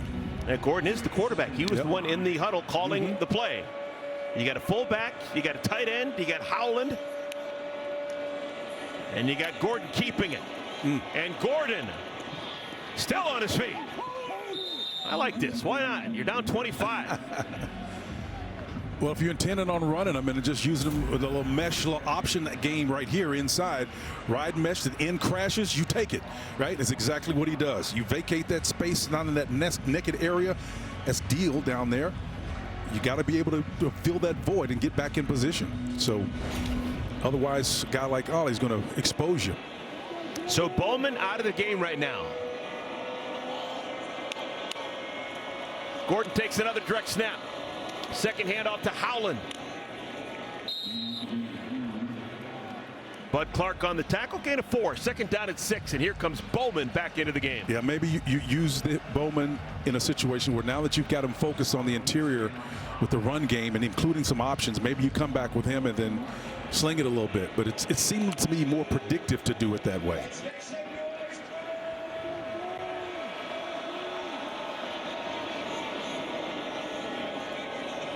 Presley the man in motion. Howland another carry. Yep. Running hard this time with the football. He's got another first down. So I like that approach. You come back in and use your passing quarterback to do the same thing that the running quarterback was doing a minute ago. That way you don't create tendencies and the defense doesn't dial into what you're trying to accomplish. And again, so as long as the quarterback that's designed to pass the ball is not running it, that's what you want. Gordon still out of the game. Howland 3 carries this possession. Run. Still a run. Inside zone. When that back gets his heels from 7 to 8, they're going to throw it now. Caught by Presley. 5th catch for Presley. There were 3 things going on that last play. They were getting up to the line of scrimmage to see what the formation was. They were going to throw it, and then they got into a run mode, and then they ended up getting back into a throw mode. Quick hitter, and this time TCU ready for it. Howland is swarmed.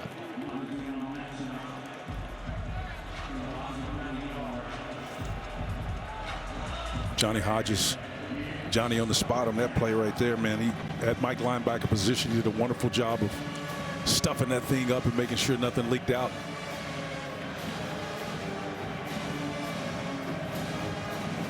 Loss of 2 on the play.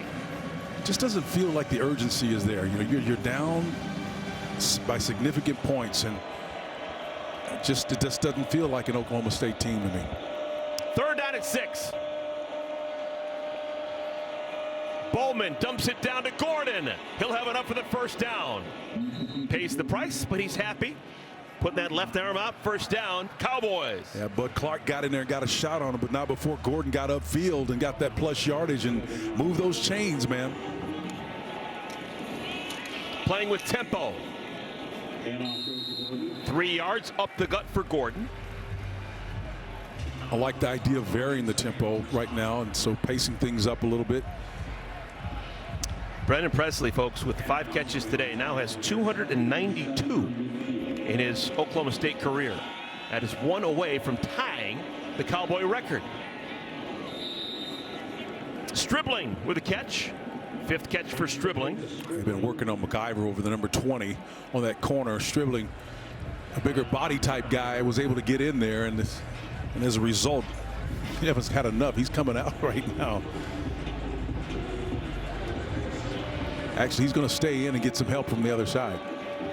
First down at 10. Nice. Howland, best run of the night for him. He's got 13 yards on first down.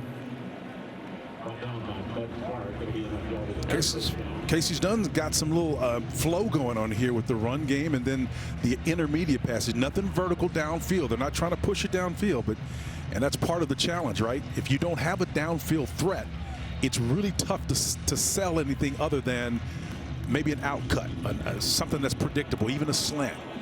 This is really a rarity in today's day and age. It looks like we're only going to have 3 possessions this quarter. Howland still on his feet. Oh, he tripped on his own feet. He's got enough for the first down, but he trips and falls. That could have been an even bigger play. Yep, and he knows it too, man. He tries to leak out of the back here. It comes up through here and right up through that hole and ends up bouncing it to the outside and trips on his own. Oh, he clicked himself. And that will be the final play of our 3rd quarter. So in our 3rd quarter, Oklahoma State a touchdown, missed the extra point. TCU comes the other way with a touchdown, and now an impressive drive for the Cowboys. To the 4th we go, 31-6 TCU.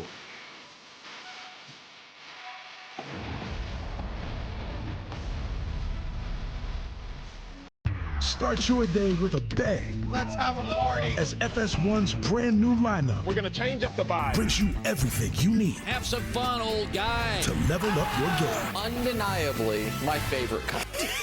I'm not surprised. Every weekday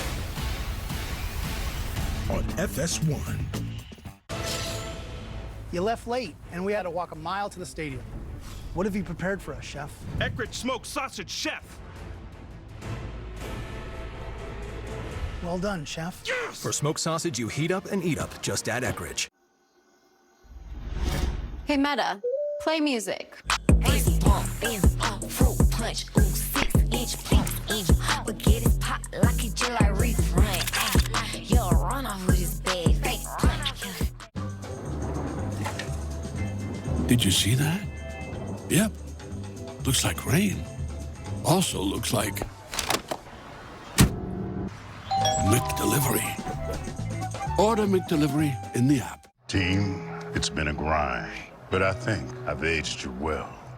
Some might say perfect. Who's ready to show 'em who's the cheesiest? I woke up feeling the cheesiest, coach. Cheez-It, official sponsor of the college football playoff. Did you get the Duracell batteries? What's it matter? Batteries are all the same. Incorrect. Only Duracell is built different with Power Boost ingredients inside. Power Boost ingredients are a unique blend of nickel and lithium. No other batteries have them. Power Boost. We're not going to win a game all season. Yeah, but at least we're not going to lose a tailgate all season. How do you lose a tailgate? You don't? Yes, that energy. Undefeated. We literally can't lose. To an undefeated season. Undefeated season. Welcome everyone to Arlington, Texas, and the Dr. Pepper Big 12 Championship game.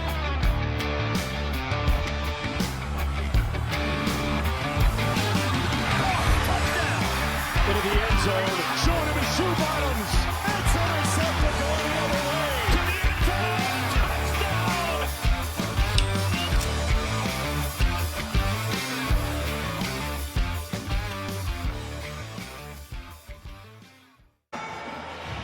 FS1 College Football is sponsored by Hampton by Hilton.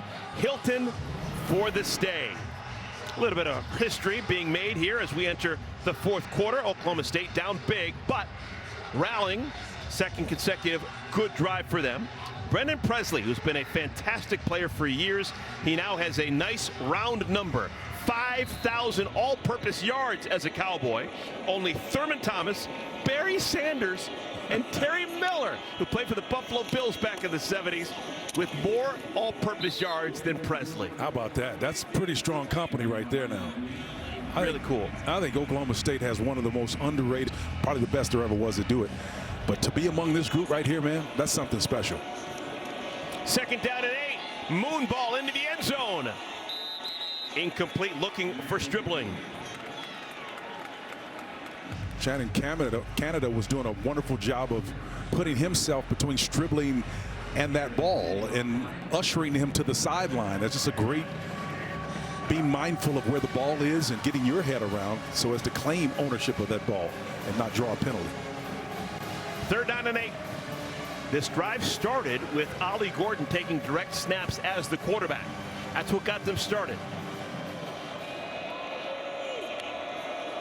Here comes the pressure finally. Catch is made. First down. Historic catch for Presley.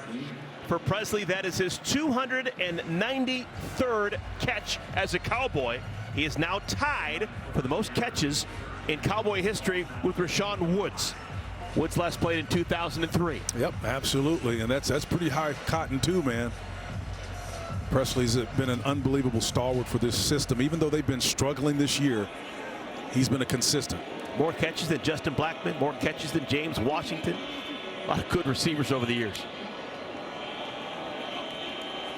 First down and goal. Nice. Stribling's got that one. Touchdown, Cowboys. Oh my goodness. So Abe Kamara was trying to defend him, but it got a little extracurricular activity going on. It gets slick over there when you get on the concrete. Yep. I think that was more concrete than anything else. Just a little conversation going on, though, guys not aware of what actually took place. Nice little motion action to get people's attention away. You're going to come back to the opposite field and just kind of put some nice touch on that little over route. That's a great ball placement right there. Couldn't be any better than that. Abe Kamara defending the senior transfer in his hip pocket. Came up just a little bit short. That's great execution, man. And I'll tell you, if you could do that in the first half, and it comes down to that, partner, it's about sustained execution over time. It's not about those fits and starts that really has defined the era of this season where they've had trouble. So in the second half, coming out of the locker room, Oklahoma State, 11 plays, 78 yards. This drive, 15 plays, 94 yards. Still with life are the Cowboys. Type 2 diabetes? Discover the Ozempic Trizone. Ozempic. I got the power of 3. I lowered my A1C, CV risk, and lost some weight. In studies, the majority of people reached an A1C under 7 and maintained it. I'm under 7. Ozempic lowers the risk of major cardiovascular events such as stroke, heart attack, or death in adults also with known heart disease. I'm lowering my risk. Adults lost up to 14 pounds. I lost some weight. Ozempic isn't for people with type 1 diabetes. Don't share needles or pens or reuse needles. Don't take Ozempic if you or your family ever had medullary thyroid cancer or have multiple endocrine neoplasia syndrome type 2 or if allergic to it. Stop Ozempic and get medical help right away if you get a lump or swelling in your neck, severe stomach pain, or an allergic reaction. Serious side effects may include pancreatitis. Gallbladder problems may occur. Tell your provider about vision problems or changes. Taking Ozempic with a sulfonylurea or insulin may increase low blood sugar risk. Side effects like nausea, vomiting, and diarrhea may lead to dehydration, which may worsen kidney problems. Living with type 2 diabetes? Ask about the power of 3 with Ozempic. Say you're looking for the perfect present. Head to the perfect place. A place with gifts that light up a face as well as a room. Where it's easy to find the brands they'll love and the advice you trust. That place isn't a warehouse store. That place is your local Ace.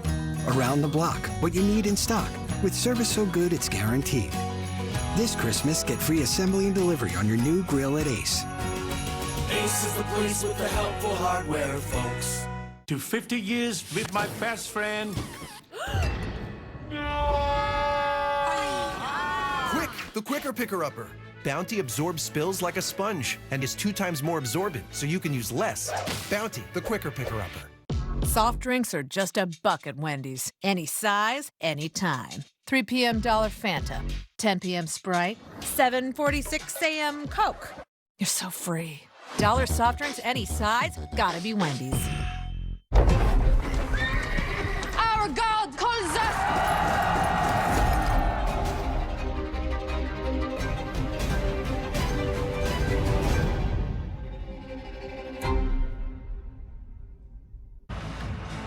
Oklahoma State has outscored TCU 13-7 here in the second half. And Spencer Tillman, I'll give this to you. You look at the first half numbers, the second half numbers. There's people out there in Choctaw and Bixby who are saying, why didn't we see this in the first 30 minutes and why are we seeing it now? Well, I think the evolution of this man right here, who is a brilliant coach, I really believe that, and he's a great schemer. I think what happens is he's a better second half guy or responder than he is an innovator like he used to be. I'm not suggesting he can't scheme with the best of them, because I believe he can. But I think being able to go in at halftime and master the middle 8, right? The final 4 minutes of the first half, the first 4 minutes of the second half, they've done that with mastery today. I mean, the second half has been the polar opposite of what the first half has been. Tomorrow we kick off a huge day of football on Fox with a special 2-hour Veterans Day pregame show live from Naval Base San Diego. Then Brock Purdy and the Niners take on Baker Mayfield and the Bucs, or other regional action. It all kicks off 11 a.m. Eastern on Fox. A couple of gunslingers right there now.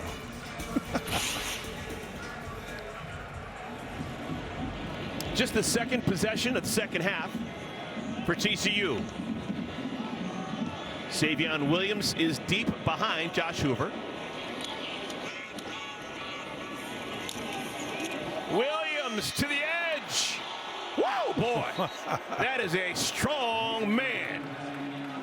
Who wants to get in front of that? 6'5", 225 pounds. Well, the first thing you can't do is take a bad angle against that guy right there, because his number 3 will make you pay for it on the back end. I think ultimately what this is about, if you're Cam Smith, you got to respect and appreciate number 3's ability. Williams can get to that corner and he can get around there. He's big, and you think he's lumbering because he's a strider. That guy's got speed. Can be a direct snap to Williams. End around, gets it to Bailey. Bad angle. Hoover tried to set a block. Bailey still going. Bailey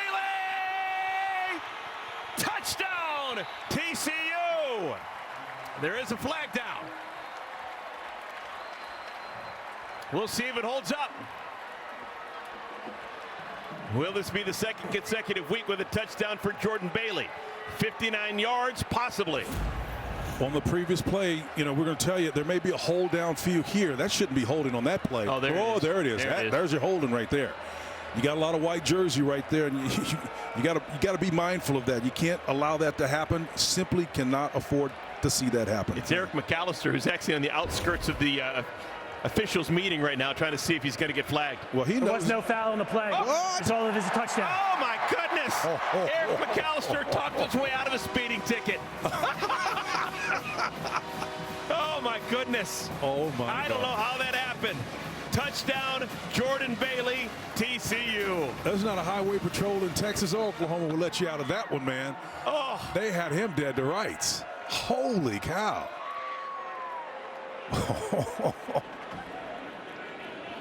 So, second consecutive week with a touchdown for Jordan Bailey. Last week, a one-handed catch. This week, a 59-yard end around. Well, Sonny Dykes knows that the execution on that play is what really happened. And again, we focused on the holding, but it was really the early block that didn't take place in the decision of the cornerback to come underneath it as opposed to over the top that allowed Bailey to get to the outside. Both sides have had 2 possessions in our second half. All possessions have resulted in touchdowns. TCU, they lead 38-13.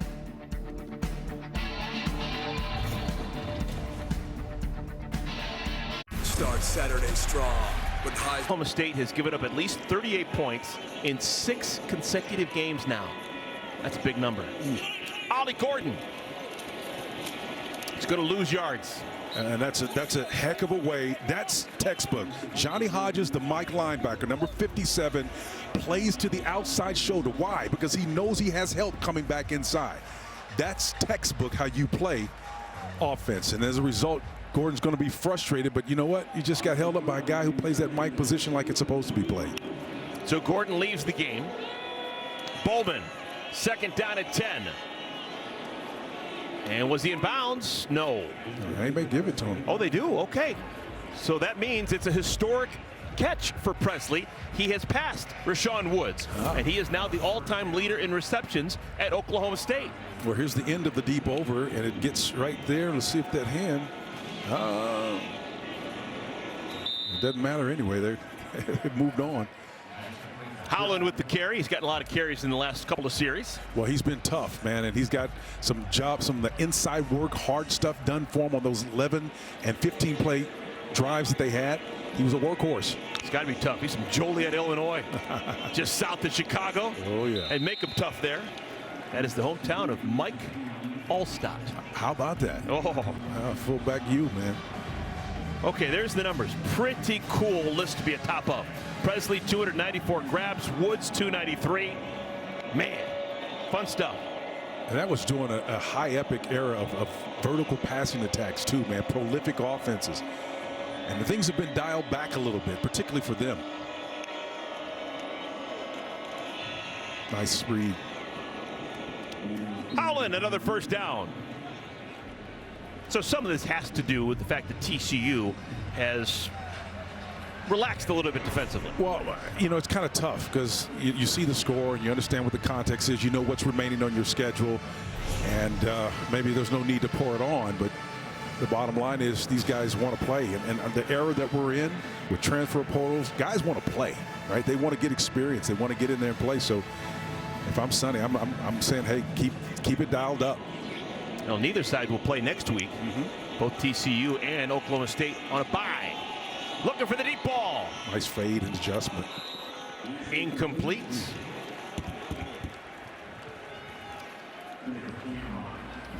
Hurd did a wonderful job of adjusting on that play. It's off coverage, and it's backpedaling. And again, the Channing Canada back there on the back end's got with him, and he's got some help over the top, but it's late help. Abe Kamara comes over from the nickel position to help him. Fade ball, just wasn't able to corral it and pull it in. That's the first time we've seen Cameron Hurd being targeted today. Hurd getting an opportunity here in our fourth quarter. Second down at 10. Another catch for Presley. Now he's just pouring it on.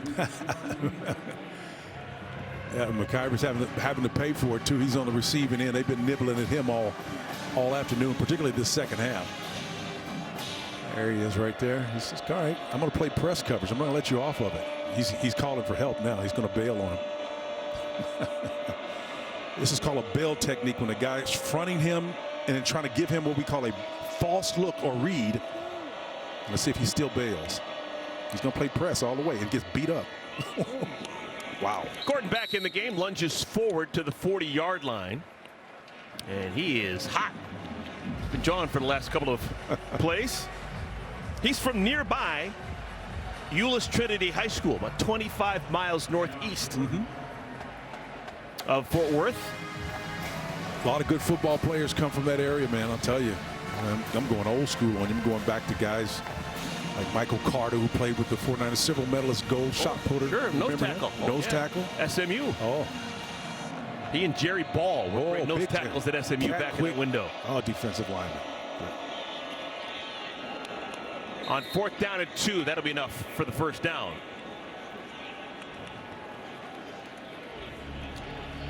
We're closing in on the 9-minute mark of our 4th quarter. Oklahoma State, their own worst enemy in the first half. Twice they turned the ball over. A fumble by Gordon and an interception thrown by Bowman. That didn't help the cause. Well, this is something that we were told by Casey Dunn, the offensive coordinator of Oklahoma State, that they were committed to doing. They wanted the game to be closer when they got to the 4th quarter. That's right. Because they feel as if Gordon is a 4th quarter back. You tune these guys up for 3 quarters, and then he gets the huge chunks in the 4th quarter. Yeah, but in order to protect the lead, you got to have a lead, right? And that's the difficult truth. The turnover didn't help their cause, to be sure. And there are other factors, just not being able to sustain execution. All of it converges to create a very difficult situation to overcome. Sesi Vailahi into the game. Haven't seen him carry the football today. Another deep throw from Bowman. Ball hangs in the air a long time. And the defense able to make the play. That is McIver. They've been getting after it all day. And your point about Sesi, he's got a little wiggle in him. This is fade coverage. Now they come back with press. And McIver says, look, you beat me up last time. I'm not going to let you happen, but it does. And see, he's got to do a better job, does McIver, of getting his head turned around a little bit and not get so emotionally involved in the guy that just trucked him on the previous play out there at that press coverage. You know, he's a little wiry guy, a little bit thinner than his opposition. He's about 6'2", 185 pounds. That's not very thick. Very athletic. Now he's backing off of him, giving him a little bit of a cushion. That's a wise thing to do against a bigger, stronger receiver. 3rd down and 9. Blitz is on. And the pass is behind Presley. So we've been talking about how great Presley is, but even the great ones, for whatever reason, on this team this year, have not been consistent. That's ultimately what it comes down to. The greatest ability is dependability. Games will be won in the margin today more than they ever have been because of all of the other outside things that are affecting the game. And you're going to start to see new teams emerge that will have success. Opportunity lost for Oklahoma State. There's no Texas, there's no Oklahoma in this conference anymore. You would have thought Oklahoma State would be the team that ascended. Not so much. 4th down and 9, try to stay on the field. Great defense, that's McIver. We've been talking about him all game long. He makes the play to give the ball back to TCU. TCU in control, 8:08 remaining. Back in a moment. Anything less than 275, 280 yards. The guy's been slinging it all over the place, averaging right at 300 yards per game. Another good start to a drive. Catches made by Jordan Bailey. Scored a touchdown just a moment ago. Every single time TCU has had the ball, they've had an opportunity to score. The only time they didn't was a missed field goal. That's amazing. And again, it just goes to show you, sitting there 5-4, and why are they not in a better position? Some of it is the balance of the league, right? Maybe so. And the margins for error are less than they have been in the past. You got some new entries in the league trying to find themselves, and it makes it tougher to know who your opponent is. So it's a lot of equalizers this year, and that guy right there, Sonny Dykes, has got to figure it all out. He told us as much yesterday. Hoover closing in on 300 yards in his ball game. Look at the change of direction. Jeremy Payne is tackled in space. by Parker Robertson. Like my old 83-year-old coach now, Jerry Glanville, would say, this ain't the East-West Shrine game, darling. She's got to get north and south eventually. So she starts running horizontal. She's got to get upfield. Heck of a tackle by Robertson to keep that at just a 5-yard gain. Robertson's fun to watch. Oh, yeah. He plays with a lot of juice.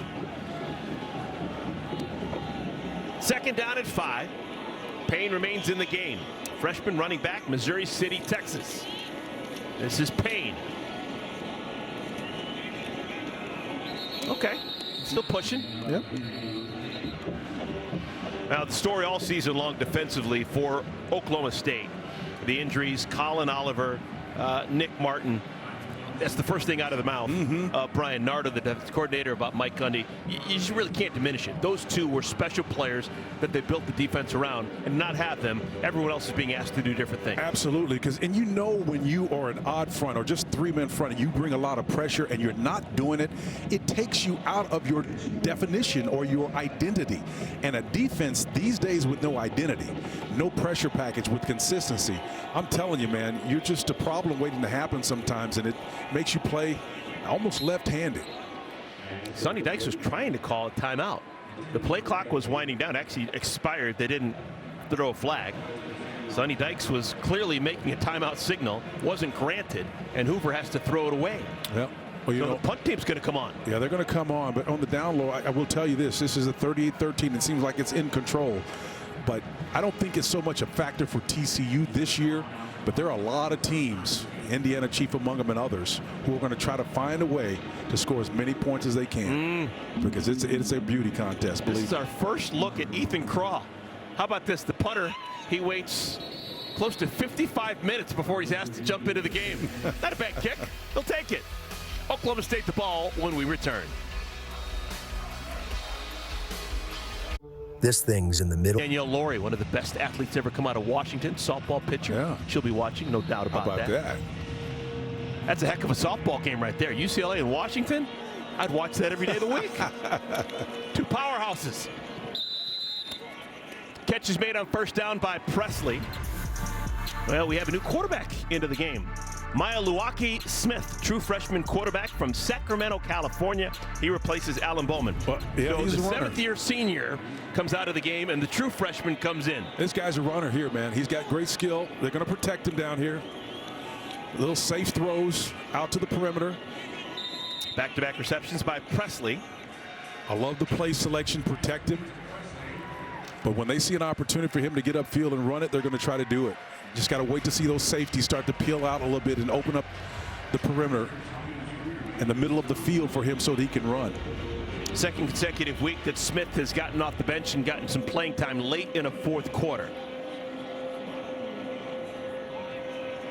Soft 3-man front look, pressure. He's going to have to get out of there. Nice patience. Trent Howland.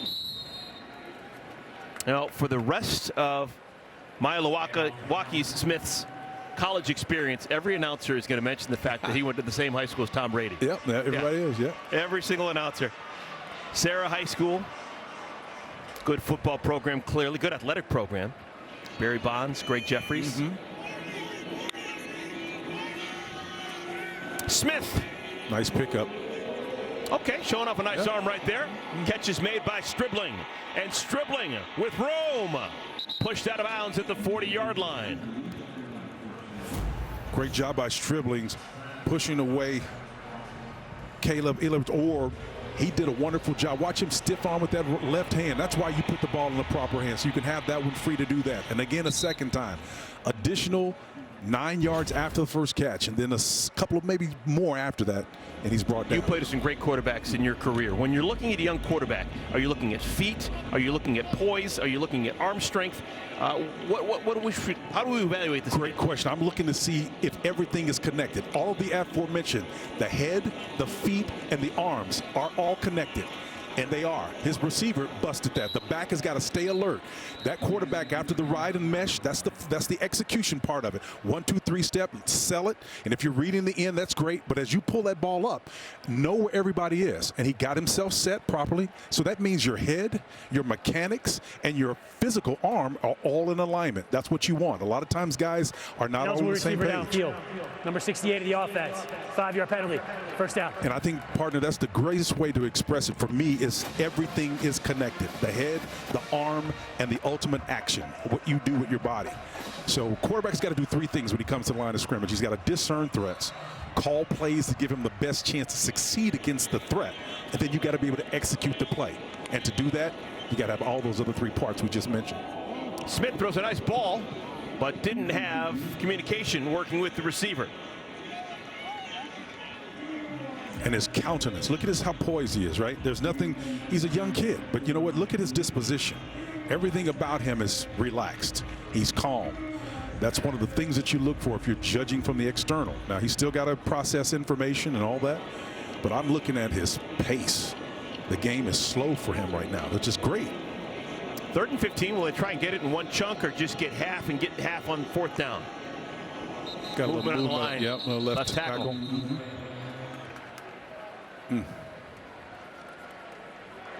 False start. Offense. Number 72. 5-yard penalty. Second down. For those of you looking for the Fresno State Air Force game, it is available on Fox Business Network as well as streaming live on the Fox Sports app. We will get you out to that game at the immediate conclusion of ours. 3:29 left in our 4th quarter. We'll have that 2-minute timeout.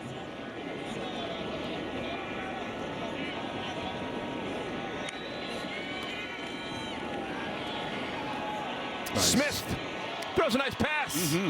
That'll be enough for the first down. Okay. I love this kid, man. What he's shown us so far. They close things up in the middle, so he waits on the pressures. They come underneath, and then his receiver to clear that zone to find an opening. That's great. Everything's connected. Cameron Hurd with that catch. He was targeted early in this 4th quarter. This time comes out with a play. Cale Cavanis, senior from Norman, Oklahoma. Yep, his dad played at Oklahoma with me back in the old days. Is that right? Carl Cavanis, yeah. What position was he? He's a receiver. Okay.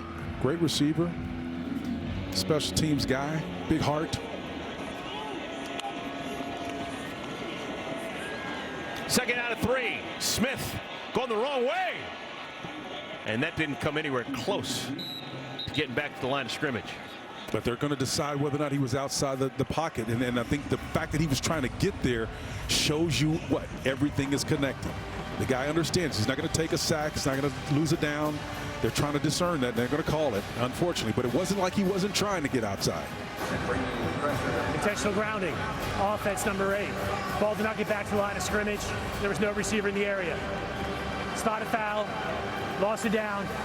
3rd down. Listen, that's something a coach can discern really quickly, whether or not he's doing it out of duress and just fear and panic, or he's literally making a legitimate effort to get outside so as to not draw the flag. Well, there probably, you would imagine, would be an extra sense of teaching that Mike Gundy can give to a young quarterback. He played the position. Oh, absolutely. Wore the exact same uniform, same question. helmet, understands what it's like to be a quarterback at Oklahoma State. 3rd and 27. By Lahi.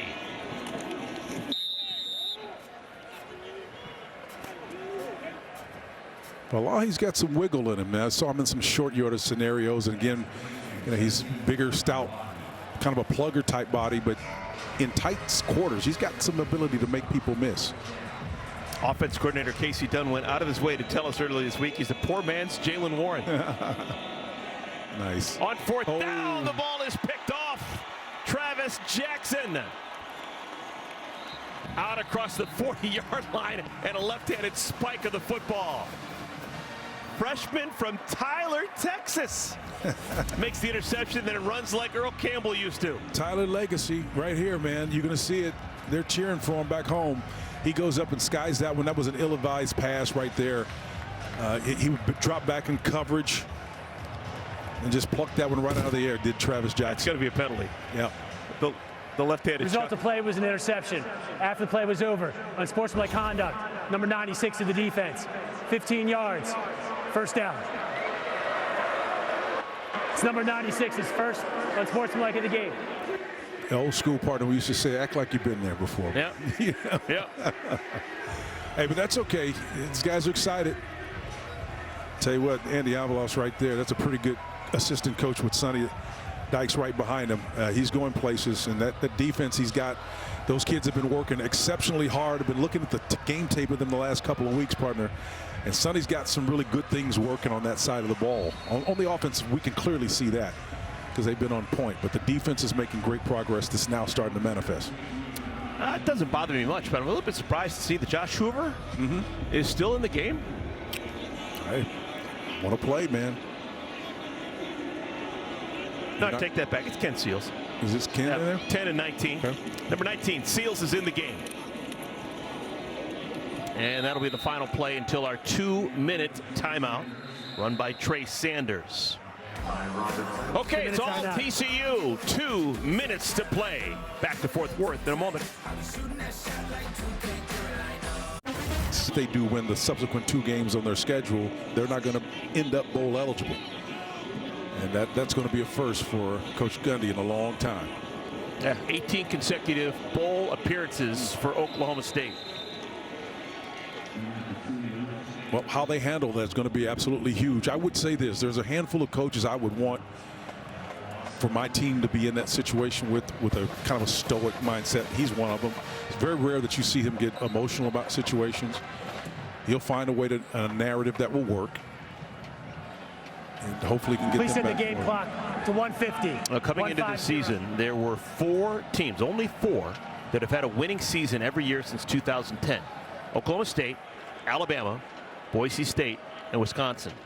After tonight, there's only going to be 3. Isn't that amazing? Yeah, Oklahoma State taken off that list. And I know that that's something to be proudful of. Oh, no question. This is foreign territory for them. They're still fighting to the end, and they've got a great defensive mind over there. And Brian Nardo's a young kid who knows the game, and they'll continue to fight. But man, this is that place where you've got to be willing to confront the demons that may be there, to find what's going to move you to the next level, and be committed to it. Outside noise can't be a factor for you, and it's going to be tough. And we talked about the advice that you take, and one of the coaches told me years ago, he said you got to put on your glasses, right? When you take an assignment like this, you got to never take them off.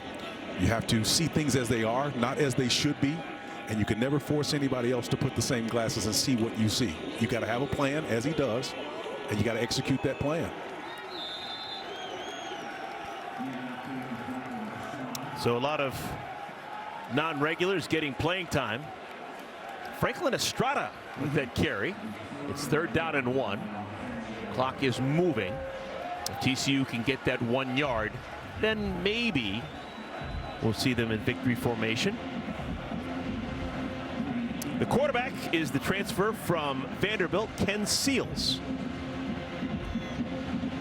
Seals a junior in eligibility.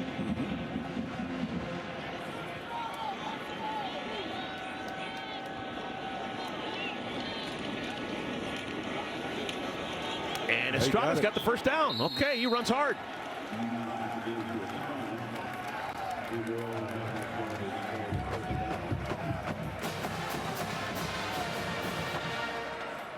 Estrada from Carrollton, Texas.